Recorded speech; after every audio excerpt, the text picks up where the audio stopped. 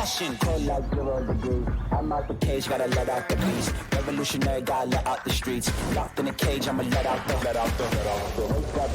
sheets. We came for one man, forget my peace. You take the west, I take on the east. I'ma put him in the cage, never let out the. I hear him chat to the noise, move too quick, can't stop for the talking. I hear him chat with the boys, not so tough, but mans keep walking, yeah. Just too sharp with the prize, right girls, let her tell me I'm awesome, yeah. Hot like fire on the pan, if you wanna touch me, please use caution. Stop that, stop that, stop that. So I thought that Stugotz today was taking a step back, but he's stepping up and will be here shortly because this is the best feeling that there has been around the Knicks this century. The last time it felt this good was 10 minutes before LeBron's decision when they thought he was going there. And what is happening with the Knicks has made Stugotz rush in. He's late, but rush in and get stuck in traffic. And now he's got to be enraged. He will be here shortly. We are waiting him. And I'm genuinely excited about today's show because we've only been on the air 20 years. I have never done a show when alleged Knicks fan Stugotz has felt good about his team. Today will be the first time I get to do that, so what you're going to be introduced to is someone I have never seen, I'm assuming, Stugotz as his most obnoxious Knicks fan when he hasn't watched a game in 8 years. And what happened to me last night, just like in Game 1, is again one of the strangest sports experiences I have ever had as a fan. I go into Game 1, and I'm like, I don't even want to watch this. I don't want anyone on either of these teams to feel good about anything. And more than that, I do not want their fans to have 1 ounce of pleasure the remainder of my life. Because it's not the players I hate. In fact, I'm embarrassed to say it, kind of love Jalen Brunson. I want to everyone's got to. In fact, put it on the poll. Are you fundamentally obligated to fall in love with Jalen Brunson right now? Because Jalen Brunson already has a moment in the last series to end it I've never seen Jason Tatum have. Give me a play Jason Tatum's made in his life more memorable than how it is that Brunson ended the Pistons. Somebody, anybody. Dunking on LeBron? You think? I mean, that was a pretty good moment. Put it on the poll at LeBatardShow.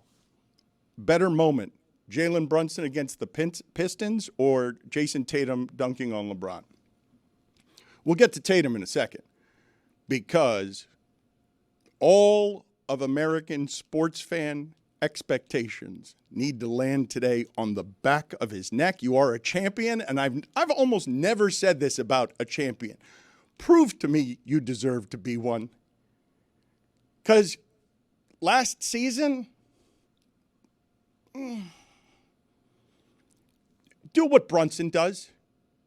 Brunson's the smallest player on the court. I look at you and just physically, I know you're the best one. But what are you going to do? Oh, fade away again. Brunson got the foul shots. It's end of game time.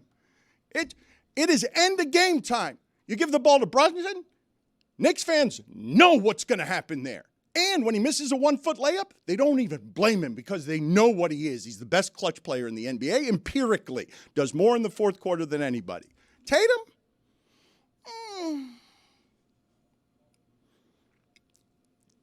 The only thing left to have on Tatum's resume, it's incredibly bejeweled for his age.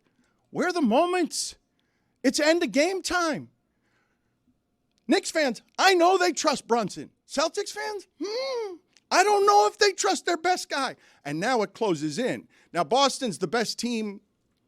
Are they the best road team in the history of the league?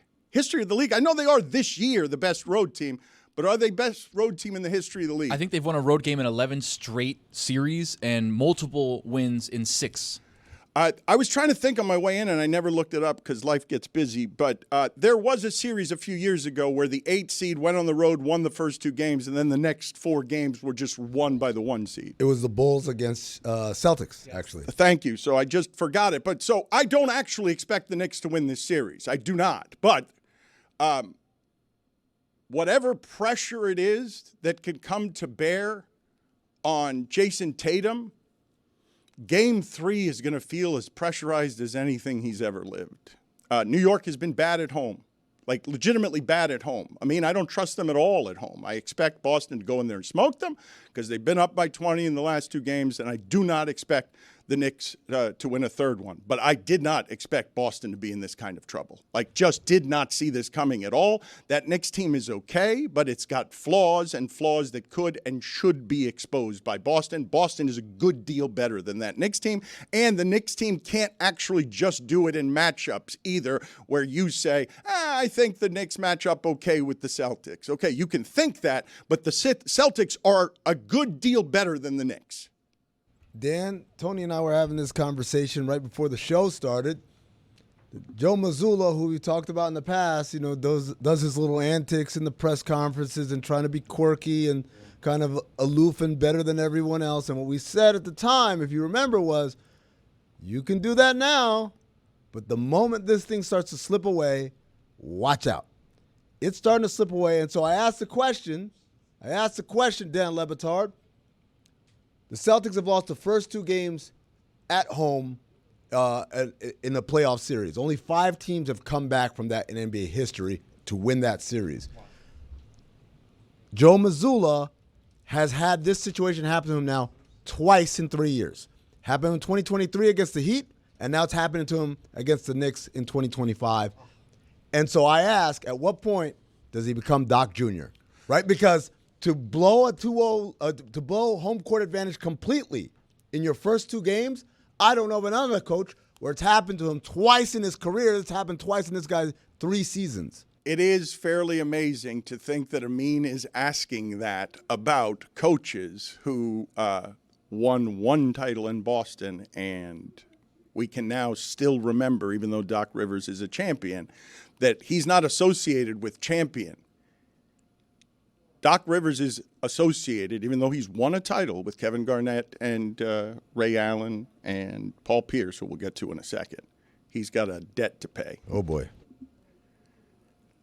Doc Rivers is one of the few people on earth who's a champion in sports, and his reputation is you don't know how to win. You fumble away every situation. And Joe Mazzulla, I heard Zaslow 2 days ago asked the question that I didn't even think unfair. Is Joe Mazzulla a good coach? And I want to ask you guys the question. Does he have the best postseason winning percentage ever? Like how close? Like what is Mazzulla's postseason winning percentage? I know when I say ever, I'm exaggerating, or it sounds like I'm exaggerating, but I am actually curious what Mazzulla's postseason record is. It's obviously a small sample, but I don't think in a small sample I've ever asked of a coach who's a champion, is he a good coach? It's a ridiculous question I'm asking, is it not? I mean, you're an expert. Like, I am asking an absurd and ridiculous question. Is Joe Mazzulla a good coach? In fact, Juju, put it on the poll. And it's got to hurt Juju to put this on the poll as a Celtics fan. I can't imagine how mad Juju is right now at this team. Is Joe Mazzulla a good coach? Just by the way, I want everyone to know this because I want to sink in. I want it to fall on Jason Tatum's head, the following. The New York Knicks and their fans, a fan base that has been frustrated for 25 years and hasn't felt this good in 25 years. They absolutely trust the smallest player on the court to break every team's heart. I will say this. Jay Williams said the other day that he said that Brunson is the best player the Knicks have had. He is not, okay? I still think Patrick Ewing is that player. However, I will say this. He has a chance to be, and he is already, the most beloved New York Knick there has ever been. In that town, there has never been a more popular basketball player than Jalen Brunson is right now. Walt Clyde Frazier would like a word. At Le Batard Show, who is more popular with New York forever? Walt Frazier, and that's fair, I mean, it's fair what you're saying, or Jalen Brunson, because I would say in the internet age where sports are more shared than they used to be, I cannot believe how much my New York friends love Jalen Brunson. I am late to this party. Forgive me for this because I've never had a viewing experience like this. You're forgiven. Thank you. Game 1. I'm watching Knicks Celtics, and I go into the game, and I'm like, I don't even want to watch this. And then I'm saying to myself, I wonder who I'm going to root for at the end of this. I do not know. I don't know. So I watched the whole game.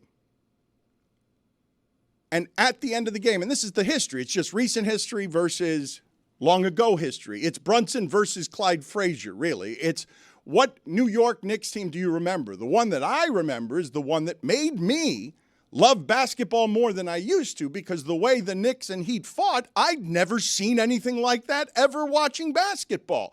And so I grew as a young reporter in this town to have my heart broken when the Knicks, as an 8 seed, beat Pat Riley, who would become my friend, with Allen Houston bouncing the ball on the rim. That broke my heart. I hate the New York Knicks.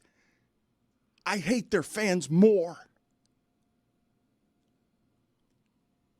The Boston Celtics are more recent, as I've seen my friend Pat Riley age. Good God, does he hate the Celtics?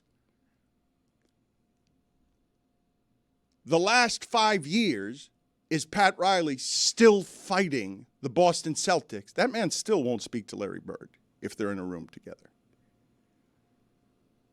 I've seen the last 5 years of whatever this Heat thing is, fight and claw and try, and the architecture can't quite get up to where all the Celtics' first-round picks are. You're just so close and gets past it, but now the gap is spread, and now my friend ages and is 80 and limping around, and he finds himself, mocked, and Stephen A. Smith says fire him, and the Celtics are on top. So I'm watching the end of the game, and what comes over me at the end of the game is like, I can't believe this. I don't want the Knicks to win. I'm surprised by this, but I don't want the Knicks to win, because back when I was a young guy, that hate boiled in me as a sports fan, and it doesn't reach where I am today, where I don't care like that anymore. The series, the last. But I'm sure today's sports fan had found Boston, Miami to be fascinating and emotional, and it was. But I like Knicks Heat better just because those dudes were physically fighting. Jeff Van Gundy was on Alonzo Mourning's calf. Like Alonzo Mourning and Larry Johnson, the entire series, everyone knew those guys are going to fight. Like that's not going to stay down. And so whatever that was as a young man created a feeling that at the end of the game, I'm watching and I find myself rooting for Bill Simmons. No, but that happened to me. I couldn't help it. That happened to me. Oh, no way. So with all the friends you have in all the different places, you chose Bill Simmons as the friend to go for? Well, because the other thing, too, is to root against the Celtics would be to root against Mike Schur, to break Mike Schur's heart. And to, like, Mike Schur has to be really scared right now because God almighty, Celtic fan got cocky the last 2 years. So instead of Mike Schur, you're like, I'm gonna pass Mike Schur and I'm gonna go to Bill Simmons. Is he at the top of the Celtics pyramid? I think for sports fans, they associate that media member with that team more than anybody. Mike Schur may or may not have called last night's performance utterly embarrassing. Yeah, well, so Celtics fan. So imagine this: I have seen generations of Knicks and Celtics fans grow loud and obnoxious. Like I've watched it; it's been fascinating to watch. Mike Schur used to run Fire Joe Morgan. Fire Joe Morgan at the beginning of the internet age, all these comedy writers on the side were just making fun of sports writing, how terrible it was, how awful the analysis was. All these people in comedy writing were miles smarter than anyone doing the sports writing.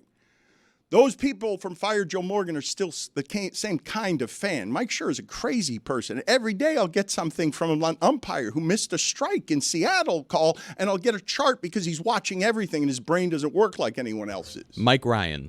Tatum had how many? Mike Schur. Who cares? Bums. The Knicks suck. This is so much worse than losing to the Heat. All right, I'm just going to say this. Tatum is shooting 1 for 12 for 6 points in 2 fourth quarters so far. He's 12 for 42 in the series, but in 2 fourth quarters, Brunson time, 6 points as they cough up 20-point leads. Not only that, you can say that Mikal Bridges has been outplaying Jason Tatum in this series, right? Is that a crazy thing to say? Like, you talk about the 5 first-round picks, you look across of what he's been doing defensively, too. It's like Mikal Bridges has a couple legs to stand on. I don't know. He does have 2 legs to stand on. Put it on the poll at Le Batard Show. Does Mikal Bridges have a couple legs to stand on? I don't know if he'll ever earn 5 first-round pick status, but 2 defensive game-winning plays in a row. I mean, what do you want? That's the way you make people forget about how many picks you went for a very long time. If they win this series, like, he has his fingerprints all over it indelibly. But, Dan, I got to go back to, this is a team, the Boston Celtics, who thought, and you believed as of 2 days ago, hey, man, that's just tears. Hey, man, they broke the math on the sport. Hey, man, they just know they're smarter than everybody else, and Brad Stevens built a team that nobody else could compete with. Hey, man, that's the best team over the last 2 years. And what you're seeing now is, yeah, you can't build an entire thing on feast or famine. You have to be able to adjust because they're not robots. You have to be able to adjust and say, this isn't working. We need to attack the basket more. We need to make a bigger effort to get to the free throw line. We need to vary it up a little bit. And what's happened is these guys have failed because they play for a coach who encourages them, who tells them, we're not playing wrong, we're just missing shots we usually make, or we're just making shots we usually miss. The thing is, when you play that math game of like, we're going to try to put up as many threes as possible, and then you get a cold streak like this, I mean, like, this could last the whole series. Like, KP's out. We don't know what's happening. Well, wait a minute. So let's ask this question real quick. Can it last the whole series? Because it is a lot of small sample size theater, and I think we're headed toward, I may have this wrong. I started down this path yesterday and we never got there. Basketball has been very predictable throughout my lifetime, and I'm wondering if the randomness of threes is going to make it so it's about to become vastly less predictable come this time of year because of things like this. The Celtics have missed more three-pointers in this series than any team has ever missed in 2 games consecutively. That's crazy. So in 2 games, they're shooting 25%. No team has ever shot and missed 75 threes in 2 games. But Dan, that highlights my point, which is the idea that, like, no team has done that. Why? Because typically they say, guys, it's not going. Let's try to get something, go to the basket, get some easy ones, get to the free throw line, and then, like, try to play out of that. But the Celtics say no. We're just going to keep barreling through it because the numbers will bear out. But again, it is not a numbers game. It is a human game. Humans are playing this. And yes, I'm not saying I'm not an ogre. I'm not saying 3-pointers are bad or whatever. I'm saying 2 things. Number 1 is, hey, if it's not going in, maybe try something else. Just until you can get back to it. But the second thing, and this is important, I made this joke yesterday. I didn't really explain it when I said you guys missed the Tyrone Hill 18-footer, right? But the reality is, the importance of the 3-point line rests with your role players. They're there to be a deterrent, to help defense, helping on your stars, allowing your stars to have forays to the basket, to exist in the mid-range, to post up, to do all these things that the most talented among us get to and can do at a high level, right? That's what's happening, or what should be happening. When you look at a Warriors game and you marvel at, oh my God, Steph Curry hitting all these shots, the reality is everyone exists to give Steph Curry the space to do whatever he wants, right? And that's on the ball and off the ball. We're moving and we're passing and we're cutting and we're getting baskets. And if they're so concerned with stopping that guy, guess what, Draymond? You're going to have Jimmy Butler cutting back door. Guess what? You're going to have Kevon Looney ducking in. Guess what? You're going to have Jonathan Kuminga on a lot. All these things happen because they're worried about the 3-point line, not because all we're going to do is shoot threes all day long. That's the big issue. It's this dogma, this zealotry, right? This belief that this is the only way and anything else is you're playing dumb basketball. there's no body movement for the Celtics offense. That's really frustrating to watch because even at the end of the game, that final possession where Jason Tatum is going one-on-one against Mitchell Robinson, there's nothing else happening. So as he's trying to get by one-on-one and using moves, there's no other options for him. And if you look at it, there was a stretch where they went up 16 with like 8:30 to go. 7 of their next 10 possessions ended with a 3-point attempt. When you're up 16 with that much time left, it's not just missing threes. It's the time you're deciding to take them. And that's the part of the Celtics offense that's a little bit confusing. I would say a couple of things to what it is that you guys are saying there, because they're not going to change what they do. And they shouldn't. This team, hold on a second, okay? In the last 6 years, this is the second time in 564 games, regular season playoffs, that the Celtics have gone 2 straight shooting 25% from below 3. The second time in 564 games. They won the championship last year and won it easily because they are better at this version of this ugly thing that Barkley always feared the Warriors of Steph and Clay would become and basketball would become. Everybody more and more on the perimeter, and it's no more beauty of the game. It's just awful when you miss 75% of your threes. Nobody even wants to watch it. The watch. When I'm watching the Celtics, they are a historically great shooting team. And I'm here to tell you, those numbers will revert to the mean because they're great at that thing. And also, Jason Tatum is a slicer, and they'll figure out how to get more points. He will play more aggressively. He will get foul calls. The Knicks are not going to run away with this series because the Celtics are going to shoot 25% from 3 the rest of the series on uncontested looks from 3. Those are uncontested. That's not great. Like Bridges was great last night. His perimeter defense is great. That team's perimeter defense is great. Bridges nearly outscored the Celtics by himself in the fourth quarter. He was great. But the Celtics won a championship last year easily because they do that better than anyone. And the threes they've missed, it ain't because the Knicks are making them miss them. They're just missing them. Dan, I think you're going process over results, but I'm going process over results more than you are. Process off. That's what Let's have a process off. Let's do it right now. You know what? What's this look? All right, let's do it. What does that look like? Somebody get me a calculator, get me some spreadsheets, get me some materials that I can process off here. You know what? This is the future of sports debate right here, Process offs? Right here. Let's do a process off, you and me. Last night's game, this is a better way to do this. You know what? Should I wait for Nick Wright to do this? Nick Wright, the process off? Look, let's set this up this way. Let's do this way. Nick Wright is going to join us, and I believe that Nick Wright is legitimately the best sports media person doing it right now, combining analytics and smart and funny and understanding that this is all pro wrestling and it needs to be entertaining. I think right now in our business, there's no one better doing sports television and sports commentary than Nick Wright. And I want to challenge him right now. You know what? Let's build this up. Nick Wright wants to be rivals and nemesises with Mina and Pablo because Mina and Pablo are going to be furious when they hear that I say that Nick Wright is the best. Furious. He wants to compete and be better than everyone.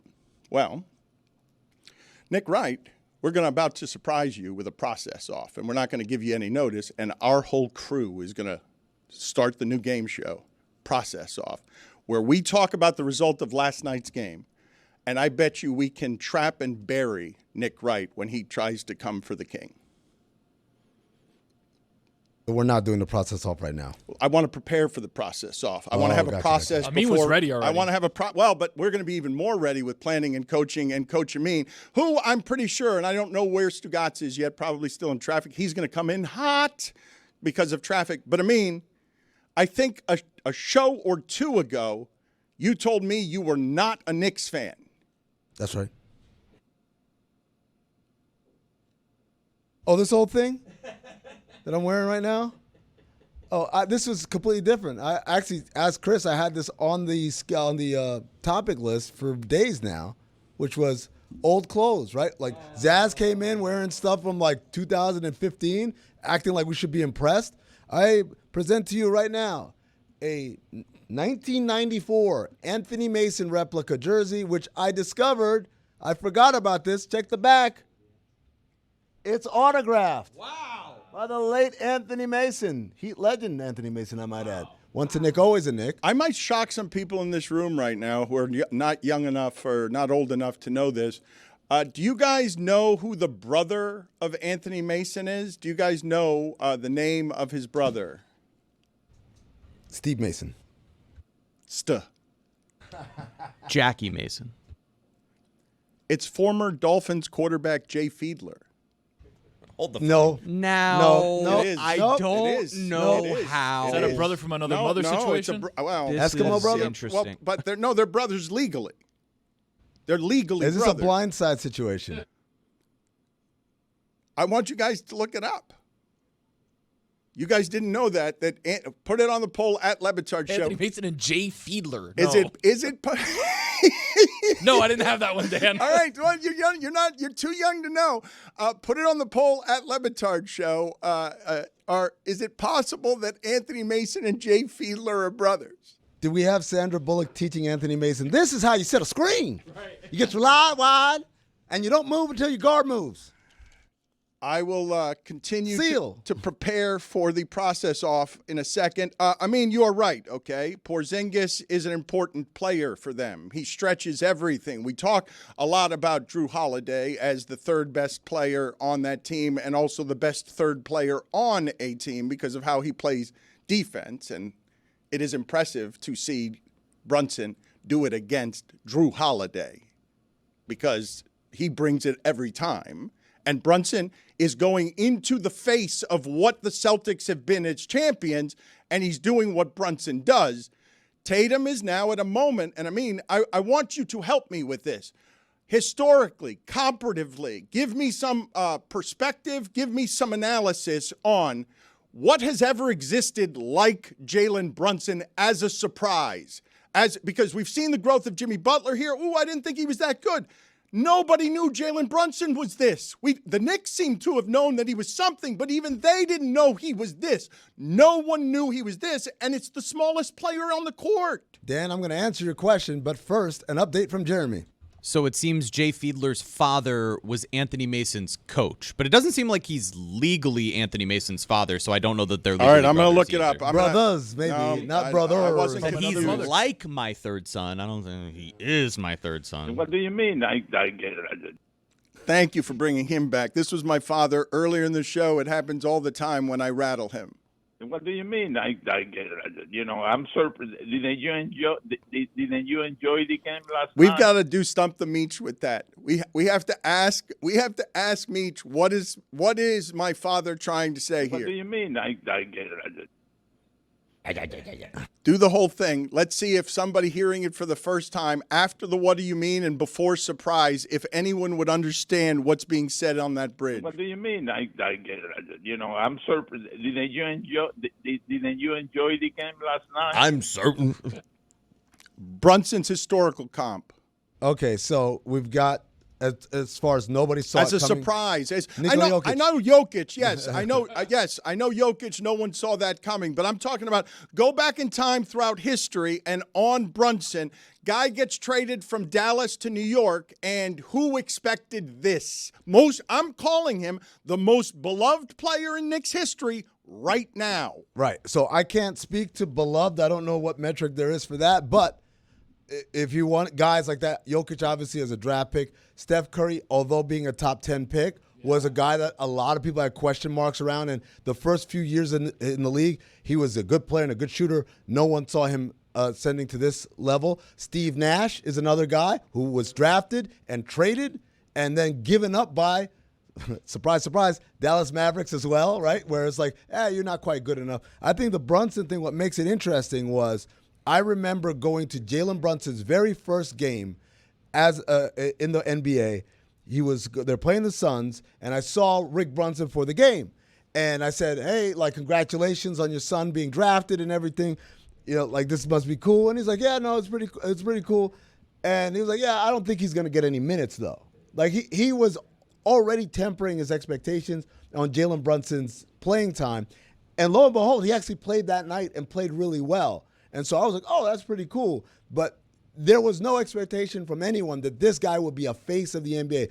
There were people who thought he was going to be a good NBA player because he was a smart guard and he was a winner in college. But, I mean, I know there's a clip from Stephen A. Smith going viral where he said, there are no NBA players on this Villanova team. This was back then. And that was kind of the general consensus, is that maybe there are no NBA players, but these guys, none of these guys are going to be stars. They're just going to be good, solid role players who'll find a place here and there. And so, yes, in that sense, Brunson's ascension is a little unprecedented. But like I said, there are other guys who have gone through this where they were discarded and kind of not believed in, and then they found stardom, true stardom, somewhere else. All those Villanova guys are now all on the Knicks. Except for Dante. I have just been informed that Stugotz has arrived in the building, and I am here to tell you, he's glowing. He looks 10 years younger. He is radiant. He is beaming. This begins the rejuvenation of Stugotz. The Knicks matter. This is, I mean, is anyone going to dispute that this is about as good as the Knicks have felt since Larry Johnson hit that 4-point play against Indiana? And I don't even know if that was this century. It was not this century. It was 1999. That was pre-Y2K, Dan. Wow. Forget pre-9/11. Pre-Y2K, we were still worried about computers are going to explode, guys. They don't know the dates. It's going to think it's 1900 all over again. Put it on the poll at LeBatard Show. Do you know what Y2K was? Trust me, Amin and I are old enough to realize that in the year 2000, as it approached, everyone thought that at New Year's, all our computers, and just so that you know, shouldn't be worried about AI at all when I tell you how ignorant we were in 2000 about what the computers might do to us. We thought at the time, when the clock struck midnight on Y2K, that all of the computers would stop working and the world would no longer work. You guys are dumb. Tony, Chris, I'm telling you, they told us the computer's going to think it's 1900, and then all the planes were going to fall from the sky. Like, everything was going to crash. Power was going to go out. Like, they told us the end of the world is coming. That's what, and people were working round the clock to fix it. It's not one of those things where we thought it was going to be bad. No. Fix what? I mean, because, like, how do you go into everybody's computer and be like, oh, instead of 1999, it's got to be 2 in front of the 00? Like, no, it wasn't even, because Tony, wasn't 1999. The problem was when they started making computers, the dates were like, 5/11/98. Yeah. They didn't have 1998. And so when 00 hits, the computers didn't know that meant, oh, we're now into a new millennia. They thought, oh, no, we started back at 1900. So what ended up happening was they had to reprogram systems all over the world to go from 2-digit dates to 4-digit years. I cannot believe. I am so happy to announce, ladies and gentlemen, all of you have seen Amin grow up from a young new media person into Rising star? An elder. Ladies and gentlemen, Amin El Hassan, an elder telling the kids about what Y2K was and enjoying the holy hell out of it because he is an elder. Dan, we don't call them elders anymore. We call them unk. Congratulations, Oh, Amin. Dan Le Batard, an unk. Yes. One of those is in trouble right now. I'll try to stay away from those problems. The little red baseball hat in Bruce Springsteen's back pocket on the Born in the USA cover, Hat Hall of Fame. That wasn't a bandana? Blues Brothers No, fedora. he wore a bandana a lot of times during that tour, but no, that's Mandela effect. I have purposely not talked once about the Panthers. We'll get to that in a second. I don't know where Roy is. I think he's still in traffic. I would assume after not being afraid, and we're the Panthers, not afraid of anything, you get beat by the backup goalie. Seems like it's kind of insane in Toronto. Wouldn't want to play a Game 7 there. I would love to ask the question to Zaslow today. Might one say that the Maple Leafs took that ass? Wow. Perhaps? So far, long series. But yeah, it doesn't look good right now. I am looking at Stugotz in the control room. Look at him. He has come into the control room, and he is as happy as I've ever seen him. You thought he was stepping back. He's stepping in, he's stepping out, and he's stepping up. Knicks fan Stugotz, someone I've never seen in my life. I've worked with him 20 years, has never felt this good in 25. He's hidden from me for 20 years. Today, Stugotz wins. Stugotz will be in here shortly for a process off with Nick Wright.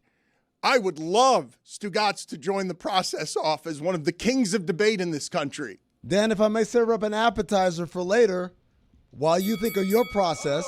Yeah, because there's another process you need to think about.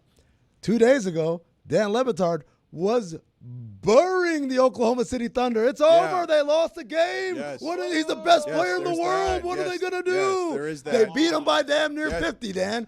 The highest plus-minus in the history of NBA playoffs. Plus 51 for Shai Gilgeous-Alexander in 3 quarters. He didn't even play the fourth. I have never seen a playoff game where a team has 87 points at the half. No one has. It's never happened before. I've never seen it. 87 struck me as an unusual number. I also wasn't aware that the Oklahoma City Thunder, by the way, an extraordinary basketball team, truly capable of winning the championship, hadn't lost back-to-back games since 2023. That's right. They don't lose 2 in a row because they're great. Like, you beat them once, it's a surprise. And they had it. Was it December? Was it November? They do not lose back-to-back games because they're great. They're better because they're better than everyone. Like, that's hard stop, right? I mean, that's hard stop. The Oklahoma City Thunder are better than everyone. Yes. I mean, I said that to you months ago. I said, they have, remember you mocked me about it 2 days ago. Amin says they have no flaws, but then here comes this guy from Serbia. And I said, Dan, it's the playoffs. What's that sound? Do you do a fake Le Batard? Let me hear some fake Le Batard. Argue with my father over here. Let's hear what this sounds like. What do you mean? I get it. Well, Dad, didn't you see Jason Tatum? He couldn't get anything done. Didn't you enjoy the game last night? I did. It was amazing. The math was just not mathing last night, but over time it'll work out. I get it. You don't agree? I get it. What was that? This episode is presented by DraftKings. DraftKings, the crown is yours. Holy this is happening all at once. Stugotz is coming into the room with the best Knicks feeling there's been in 25 years. Hello. This is very exciting. And Nick Wright is here, and we've got something to spring on him out of nowhere based on the last hour of the show. I'm going to explain it to both of you at the same time because you're getting here. It's a process off, Nick. You've already won. Congratulations. Wow. You've won the debate sphere of television, radio. You can make a good argument. Congratulations. You're better than Stephen A. Smith. Not much of an accomplishment. Way to go, big guy. Way to go. Wait, this is no. You're making fun of Stephen A. Smith now because you're coming for his crown. Because look, I haven't talked about Stephen A. Smith in quite some time. But I understand. Listen, I know. I conceded to you. You know what gets engagement. Look, listen. You're like, ooh, media beef. People love it. But what's the process off? All right, so just hear me out for a second because there's a lot we got to do in 20 minutes here, okay? You have rivalries with Mina and Pablo. Yes. You think you're better than them. You are not yet better than them. But we are challenging you right now. We are challenging you to a process off of last night's game, okay? Okay. Instead of debate television, we want to study the process, not the result, okay? We don't want – the result is what the result is. The process off is you, me, us, and Stugotz arguing who had the better process last night. Amin, start the bidding. Well – there's an interesting thing that happened. So I was talking to Tony a second ago, and we were talking about, hey, in life, when you want to say this is a really easy task, right? How do people describe it, Tony? It's a layup. It's a layup. It's a layup. And unfortunately for the Boston Celtics, they don't see it that way. They see that the three-pointer is basically what you're supposed to do, and therein lies a problem. You see, here, when you have bricks are bad. Not good. Layups, that's good, right? So the process of getting to the good means eschewing the bad. That's not the right answer. Hold on. I'm not done yet. So, specifically, what ends up happening is any good process has to be cognizant of the context in which it exists. Meaning, if this thing isn't working, we have to be able to balance the diet with things that might work and then come back. Amin is saying the Celtics need to change. process. The Celtics need to change everything they're doing. They're going to keep Didn't say that. They're going to keep shooting 25% from three. Didn't say that either, but thank you. Amin just used $3 words to be like, shoot closer to the basket. It's a brilliant argument. No one's ever heard of it. Can I tell you, listen, the Knicks won the process because they started their process a full year ago, and they have different goals in mind. The Celtics tried to build a team. Their process was to build a team to win a championship.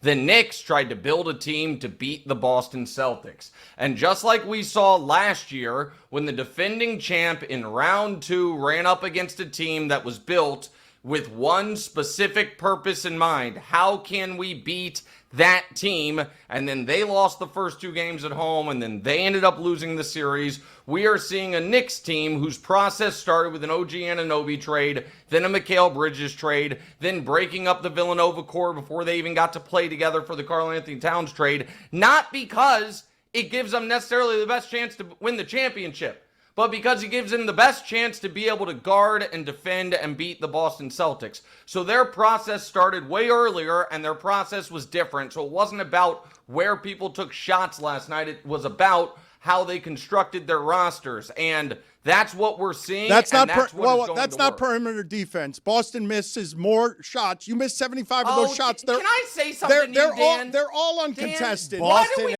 keep score? I swear to God, man. No, man. Dan, in Dan's perfect sports world, Here we go. Wins and losses don't matter. Run and point differential matters. But actually, he doesn't want run and point differential. He wants expected run and you know what? expected point differential. See the floor. That shot was worth Hold on a second. 1.2 Hold points. on a Give second. me a break. Hold of on people a second. talking here. Okay, yes, you've got a lot of. Look, man, this is simple, Nick. 6+ feet away last night. Listen to me. A defender 6+ feet away. Al Horford, 0 for 8. Derek White, 5 for 15. Peyton Pritchard, 3 for 10. Jason Tatum, 0 for 2. They're a good shooting team. They're not going to keep shooting 25% on uncontested threes. Well, luckily for the New York Knicks, the games that played count.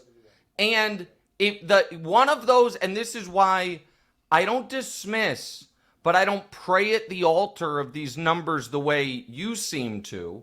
One of those uncontested threes was by Jason Tatum in the corner, up 7 with 7 minutes left, when Jalen Brunson is the closest defender, and he's laying on the ground. And Tatum's like, well, 3's worth more than 2. I'm going to shoot this, as opposed to going to the hoop. That's bad basketball. So that part of Amin's argument was correct. My argument was just the more all-encompassing one. Your argument is it should be about what the score should have been rather than what it actually was. Mr. Le Batard, your rebuttal. I thought I wasn't supposed to speak. I thought he was having the process with you guys because he was arguing with you. Look, Dan, here's the issue. Hold on, I'm sorry.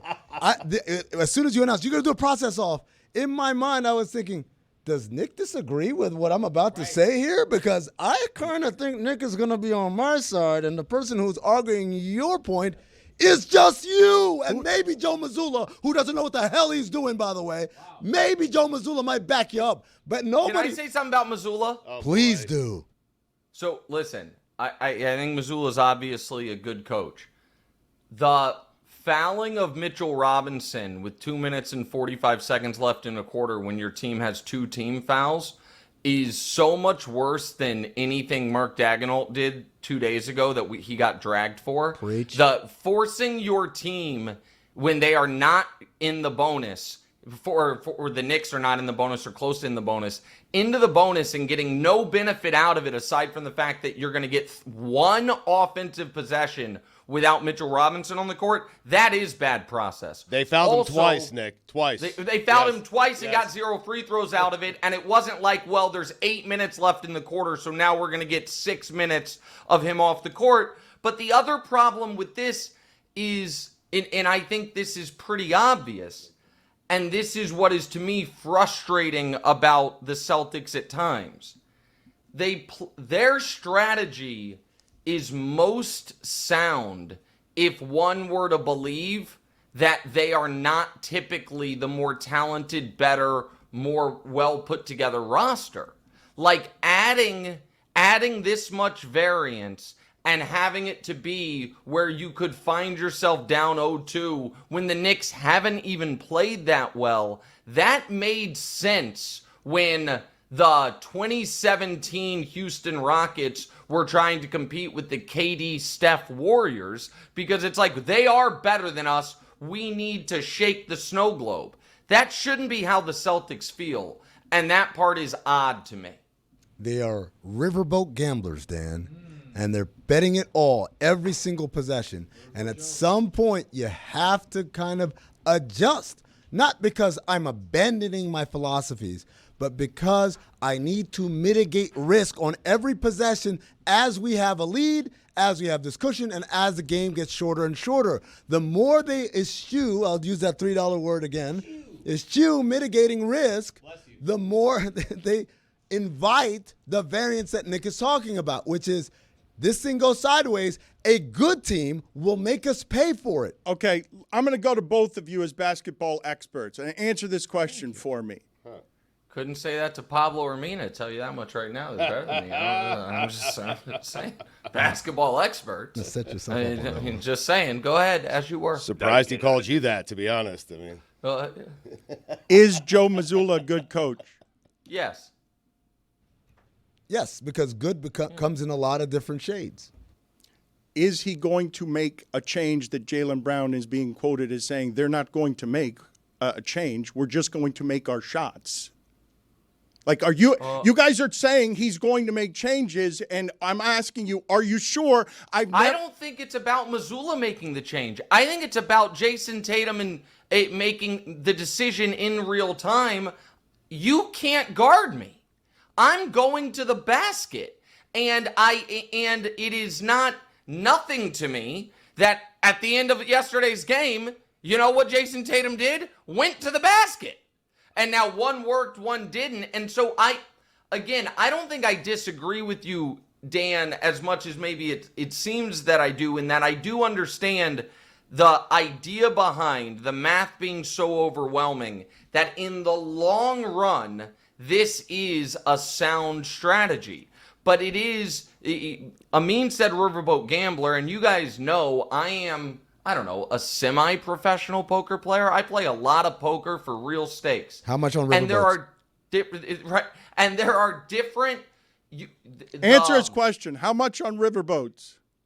Well, riverboats, Kansas City, Missouri, when I was growing up, you could only gamble on. Can I tell a quick story? I'll tell it anyway. Please. Yeah, please. They made a law. They were like, hey, we need people to traverse the gorgeous Missouri River. So we need to make gambling legal on the river. So you would go on these riverboat cruises and you could gamble. And then they were like, that river's kind of dangerous. So the boat probably shouldn't have to leave the dock. And they're like, okay, but still you can only gamble on the boat. And then they were like, well, you know what? Since the boat doesn't leave the dock, what if we built giant hotels and then dredged the river to where one little tiny droplet of water touched the hotel? Can we call that a riverboat? And they were like, yes. And because of that, Kansas City's got 6 casinos, and because of that, I'm me. But that's not the... So yes, I've gambled on a riverboat.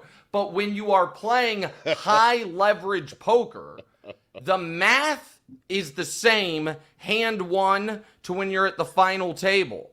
But your risk tolerance changes greatly if you're smart. And if you recognize, okay, in this spot, I can get all my chips in, and I'm a 60-40 favorite. That actually is something you don't want to do if you believe you're the best player at the table. You can say, I will find a better spot. Yes, in the long run, this is profitable. But here in this moment, I'm going to fold because I actually don't want to give you, the inferior player, a 40% chance of beating me. And that's where the Celtics allowing, I think, an inferior Knicks team to play the variance game is a mistake. It might not be a mistake if they were in the finals against Oklahoma City. If they're like, they're better than us, so we need to add this. They shouldn't need that en route to the finals. We've never seen a team miss this many threes in 2 games, and there's a randomness approaching in basketball that's going to change some of these gulfs between talent. If you're coached poorly, if you don't make the changes, it is a sea shift time in the NBA, players and play. And we're right now watching with Boston and New York that Boston is saying we've gotten better at this surgical thing. Barkley feared that this is what the Warriors would be. Out on the perimeter, just shoot 53s and the game's going to be ruined. That team's here. It won the championship. And what I'm saying to you guys is if that team believes in what it is, not Tatum. Tatum doesn't have a moment as big as Brunson's last one in Detroit. Like, Tatum doesn't have a moment yet, and this team is built for him to never need it because they've surgically made a 7-3 guy that can play 40 feet away from the basket, and when he's healthy and they take their threes, they're going to club just about everyone except now Oklahoma City. They're not going to change the way they play. This is This getting is way how too they intense. play. This is getting way too intense. Way too intense, I'm just yeah. thinking about processed meat. That's all I can think of as you guys talk about the process. Same. Yeah. Nick, what's the first thing you think of when I say processed meat? Yeah. What's your go-to. favorite? Oh, I don't know. Probably like sandwich ham, like deli meat. Like, is that what you're talking about? Yeah, If you say no, we can get that. Maybe a processed- Hot Pocket. Oh, you're talking about that? Just Oh, anything I don't know. processed. Could be anything. I mean, there's a lot of good Processed. processed meat. You trust it. This is where I'm not good on this show because I'm not whimsically funny like you. Pablo would be. Mina would not answer this man. question. That's true. Can I also tell you something just before?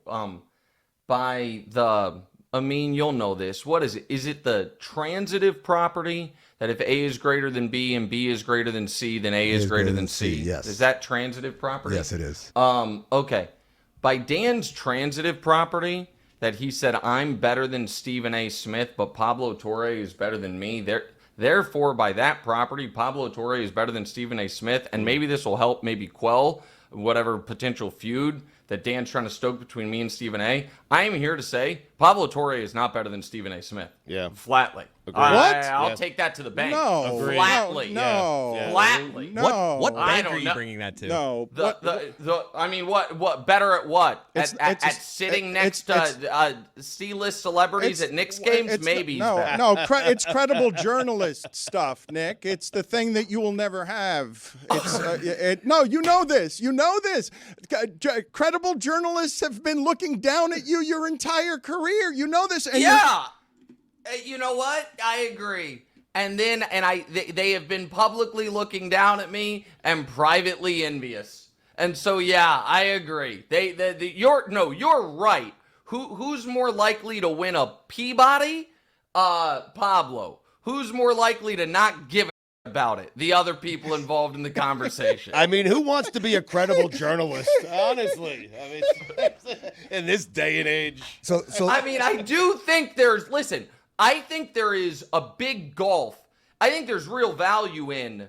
I don't think anybody wants people to think they make things up or that they are a charlatan, right? But nobody, in the people involved in this conversation, nobody thinks that. So it's like, hey, do I have credibility that people actually believe I'm telling the truth? Once you get to that, over that curb, then it is, do I want, someone who writes for The Atlantic to be like, hey, do you want to write a guest piece? And some folks care about that, and other folks are honest.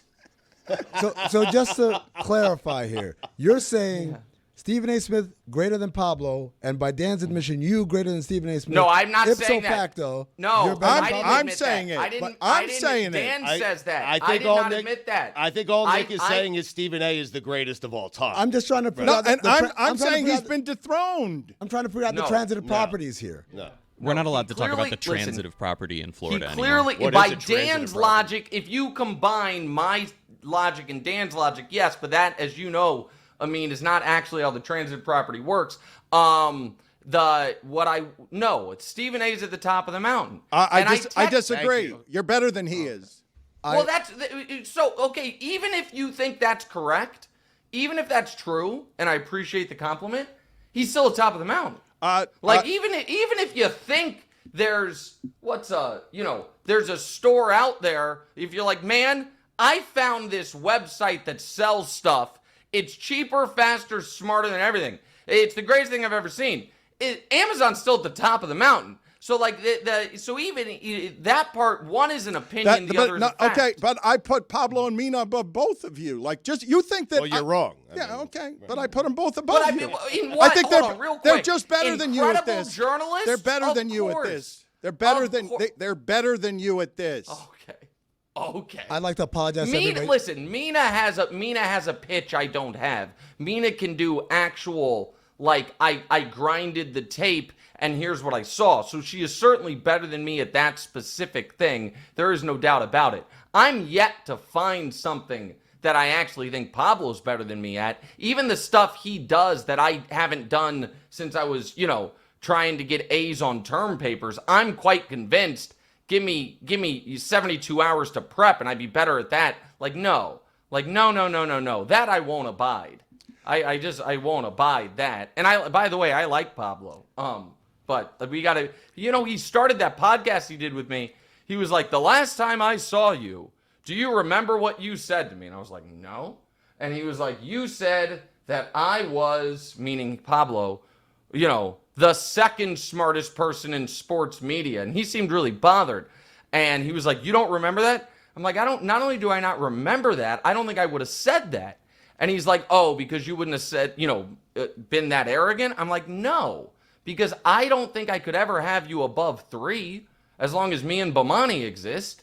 Like you're fighting for the bronze. And if I'm being honest, I'd have Mina in there well before. Again, listen, fun podcast. Good luck at the Peabody Awards.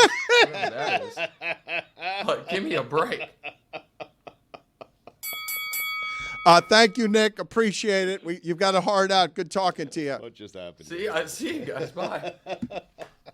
I haven't gotten yet to some of the stuff that I want to get to because Stugotz was late arriving. How bad was that traffic? 3 hours. I mean, pretty bad. I could fly to Phoenix. I know. Roy's still not here. I know. Yeah, which is interesting because I called Roy. I was a half hour behind Roy, and yet somehow I got here before Roy, but the express lane opened at the exact right time for me. Well, traffic made it so that we've been a failure as a regional little thing that cares about its hockey team in not addressing in any meaningful way that the defending champions in hockey are in trouble. Well, I mean, they are in trouble. Series hasn't started yet, Dan. They are in trouble. Hockey's a funny, weird sport. It's hard to win, and the teams at the top are really good. We haven't gotten to it because Roy's in traffic. That's right. Chris, where are you on this? Oh, this is happening now. Okay, forgiveness here. I need to ask an apology of the audience. What? What's that? Oh wow. It's our new segment.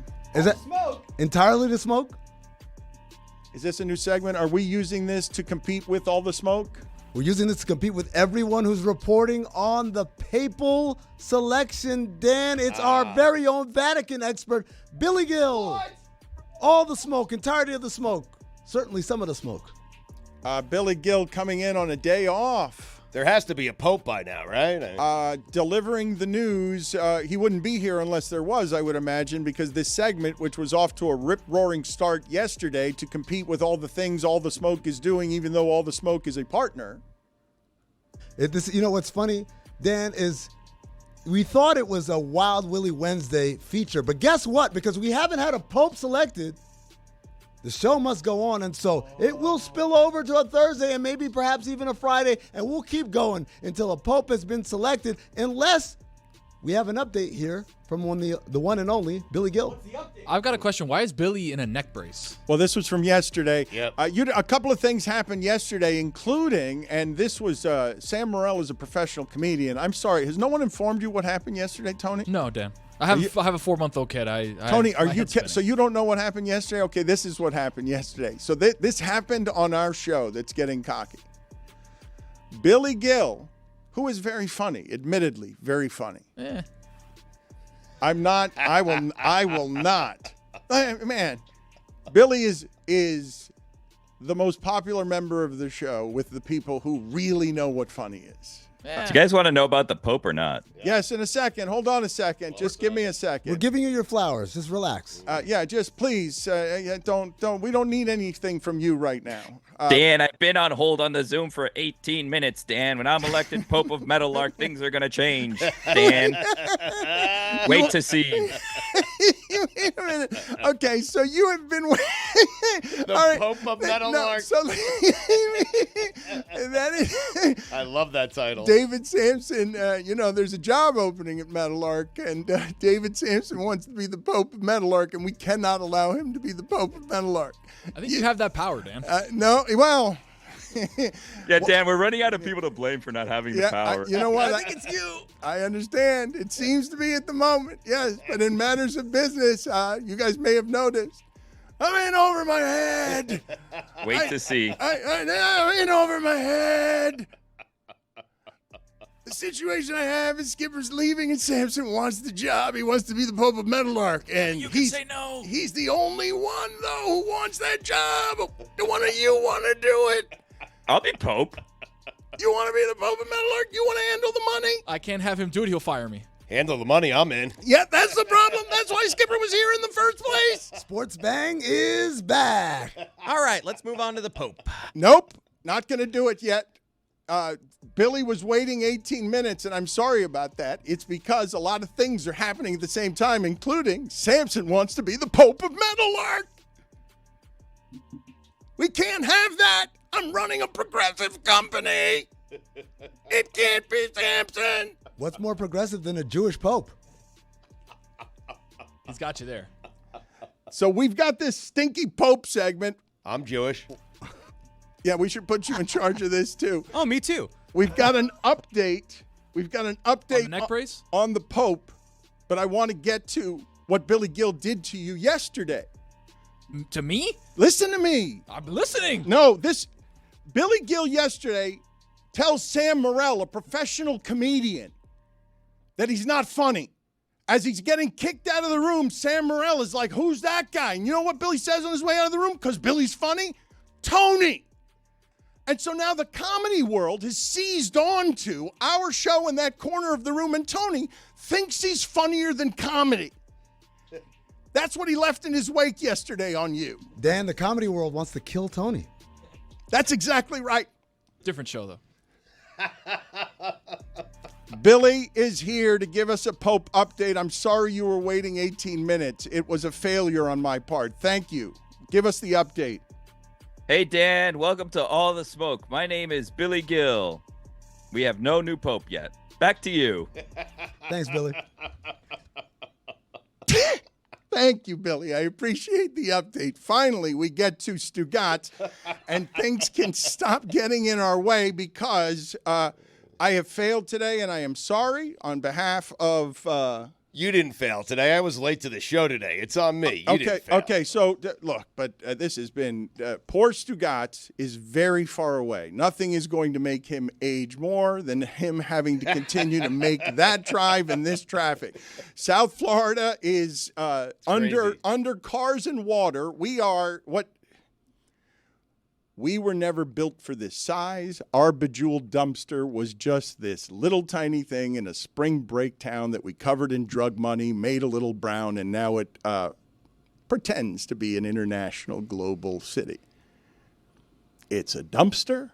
poorly constructed, and too many of the New Yorkers and San Francisco people who have tons and tons of money and want to have guns and not taxes have flooded our infrastructure in a way that has sewage in the ocean. Yeah. Our buildings falling down and dropping into the sea. And we only have one lane on the highway. I mean, it's everyone is flowing into one lane that takes you to I-95. It's crazy. We weren't built for this, and Stugotz can no longer drive 3 hours to and from every day in traffic.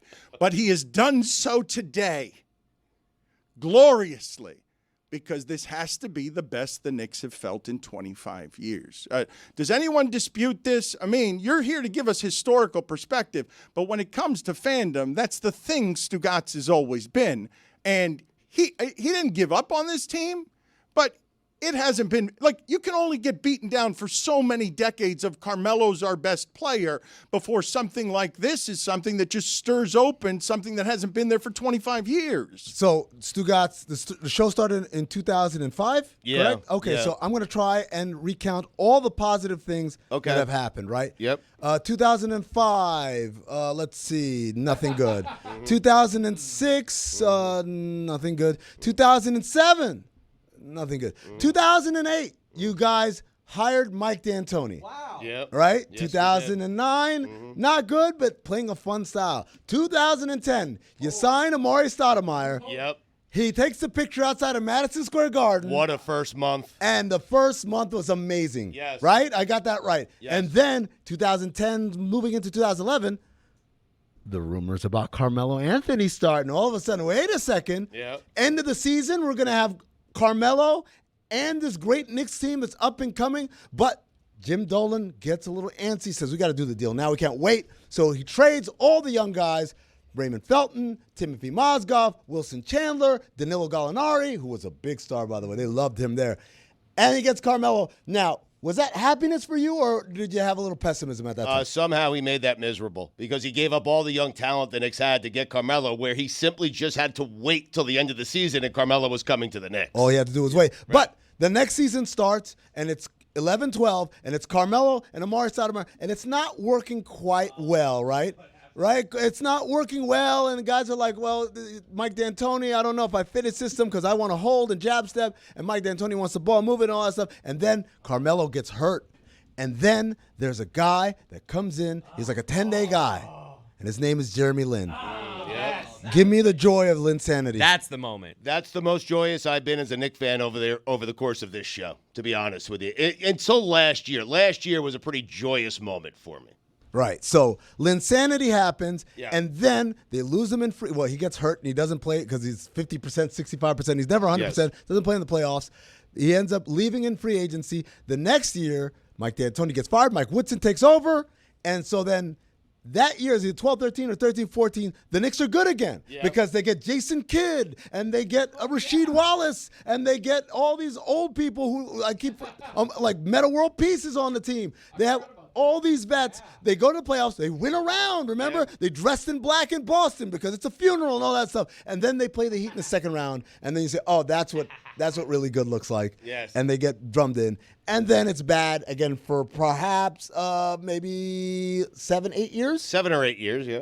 But Yep. then Jalen Brunson. Yes. Oh, wait, first of all, let's start here. Then we get a new Knicks front office, and they're going to games to scout out the competition. Everyone thinks they're looking at Donovan Mitchell, but really, they're looking at Jalen Brunson, who agrees to come for $90 million.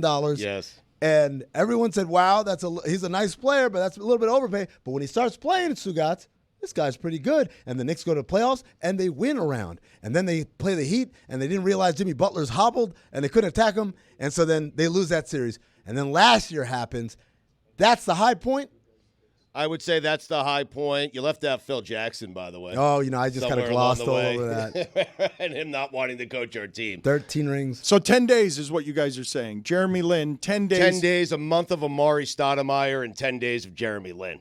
So, but this is 10 days of Jeremy Lin. This right now is the same feeling of being. It's higher. You're A saying new high water mark. This is higher, Dan. We're up. Well, wait a minute. We're up 2-0 on the Celtics. We haven't played a home game yet. I mean, Saturday 3:30 at the Mecca is going to be out of hand. I can't wait. Dan, they might lose the next 4 games. Yep. But what I'm telling you Doesn't matter. Yeah. Right now, at this moment in history, the Knicks went into Boston and beat them twice in Boston, while everybody in the world said the Celtics going to drum their heads in, right? This point right now, like Sam Mero said the other day, he can look the junkies in the eye and tell them, your first high does not even compare to what I feel right now. You know, it's the first time the Knicks have won 2 road games in which they were down 20 points back-to-back nights. They did it. It's the first time the Knicks have started 5-0 on the road in the playoffs.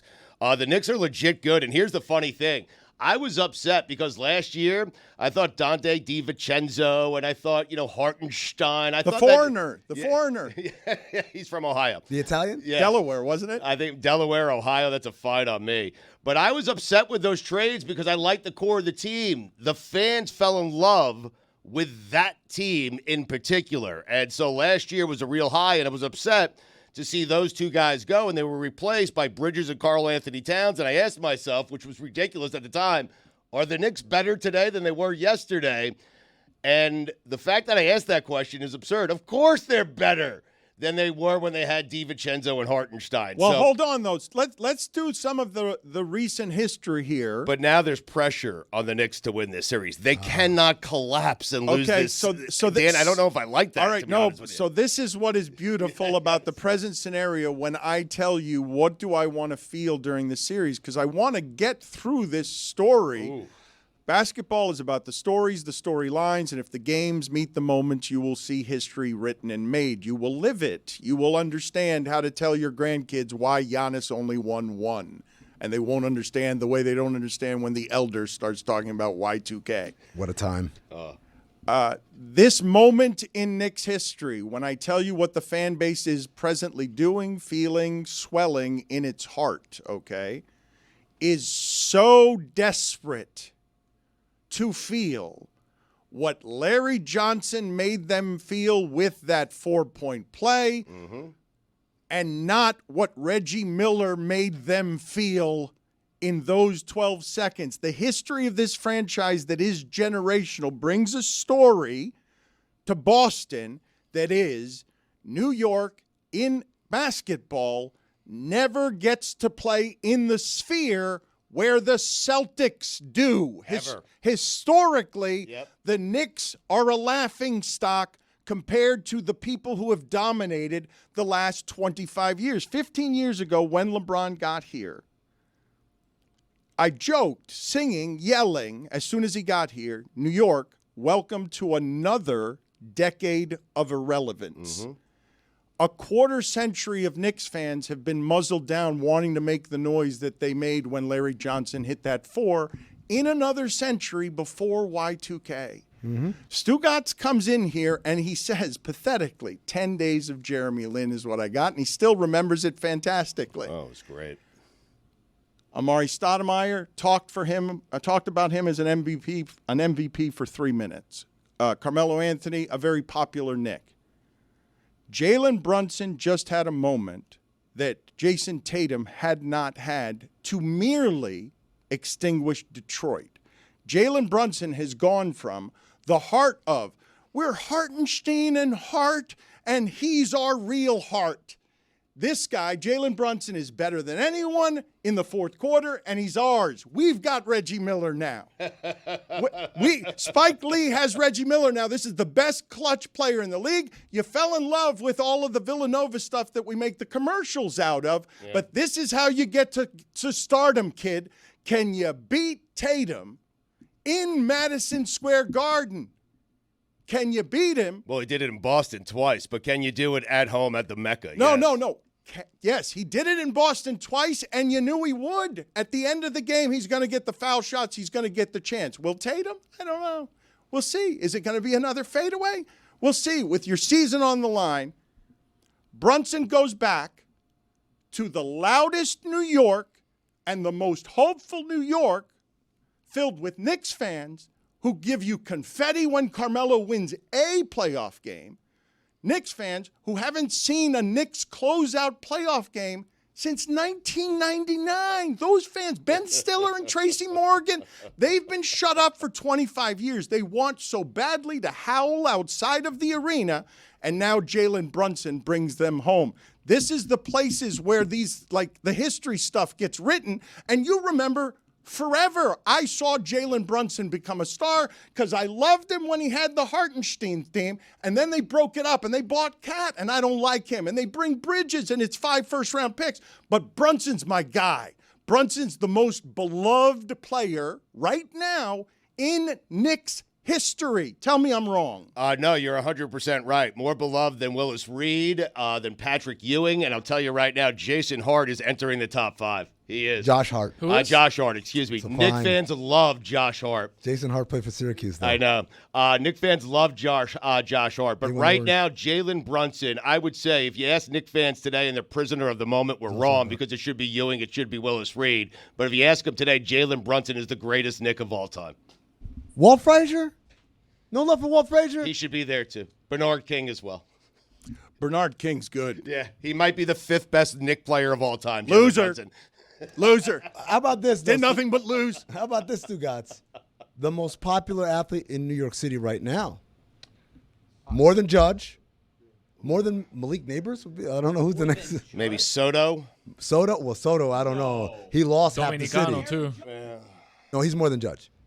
Brunson's more than Judge. More than Judge. Brunson is clearly greater than sign, Aaron Judge. Are you saying Brunson is the most popular athlete in New York right now? Bar none. I agree.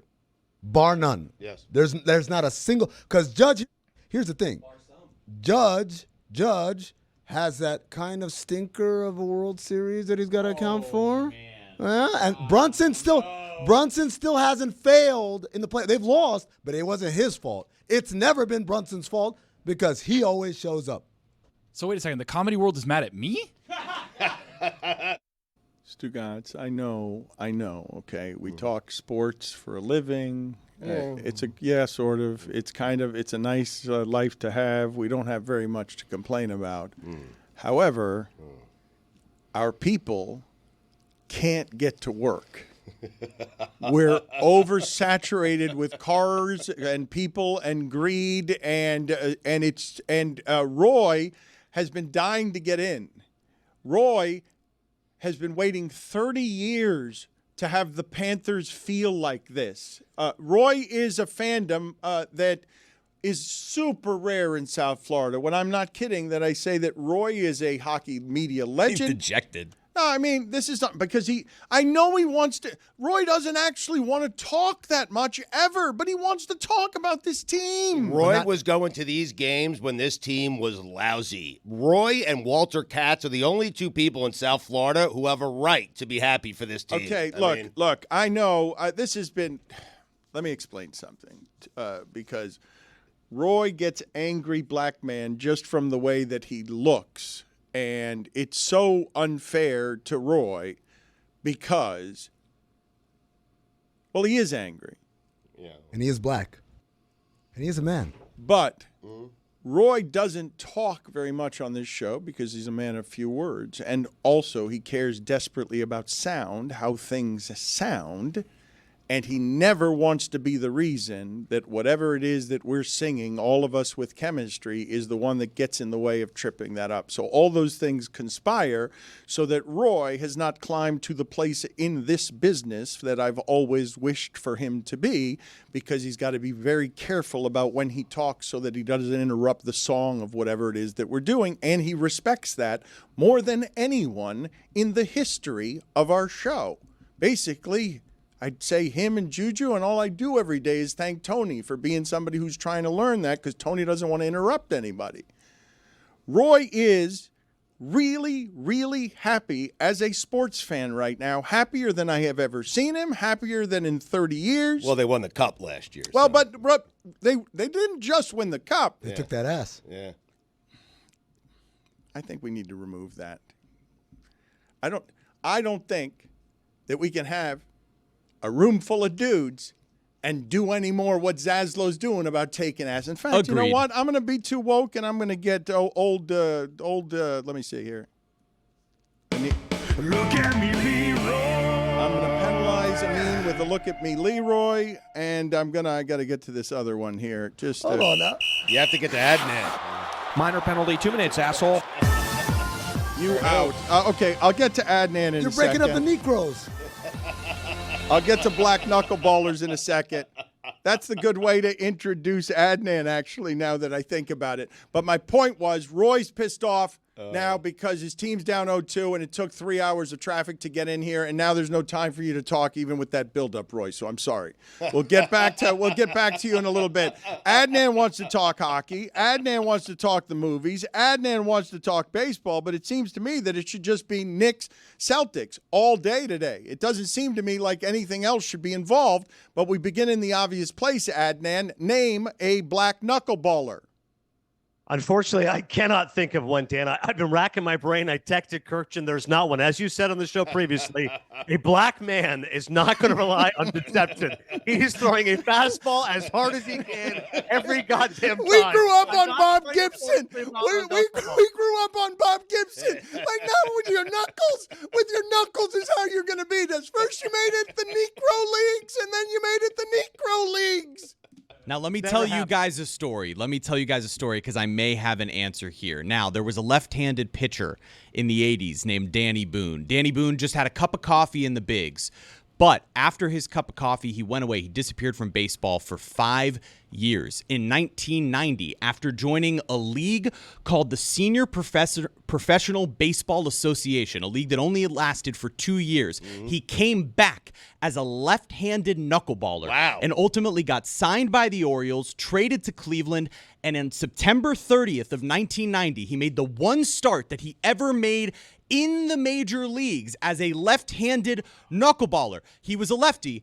He was a white guy. But in the early 80s, he was traded for infielder Joe Pittman, a black man. So a transitive property, black knuckleballer. No, that if is you're not, white, you're white. That Nope, is correct. transitive property, black knuckleballer. That's the best we got. No, if you're Danny Boone. If you're white, you're white. You're Anthony Mason, and your brother's Jay Fiedler. And transitive property.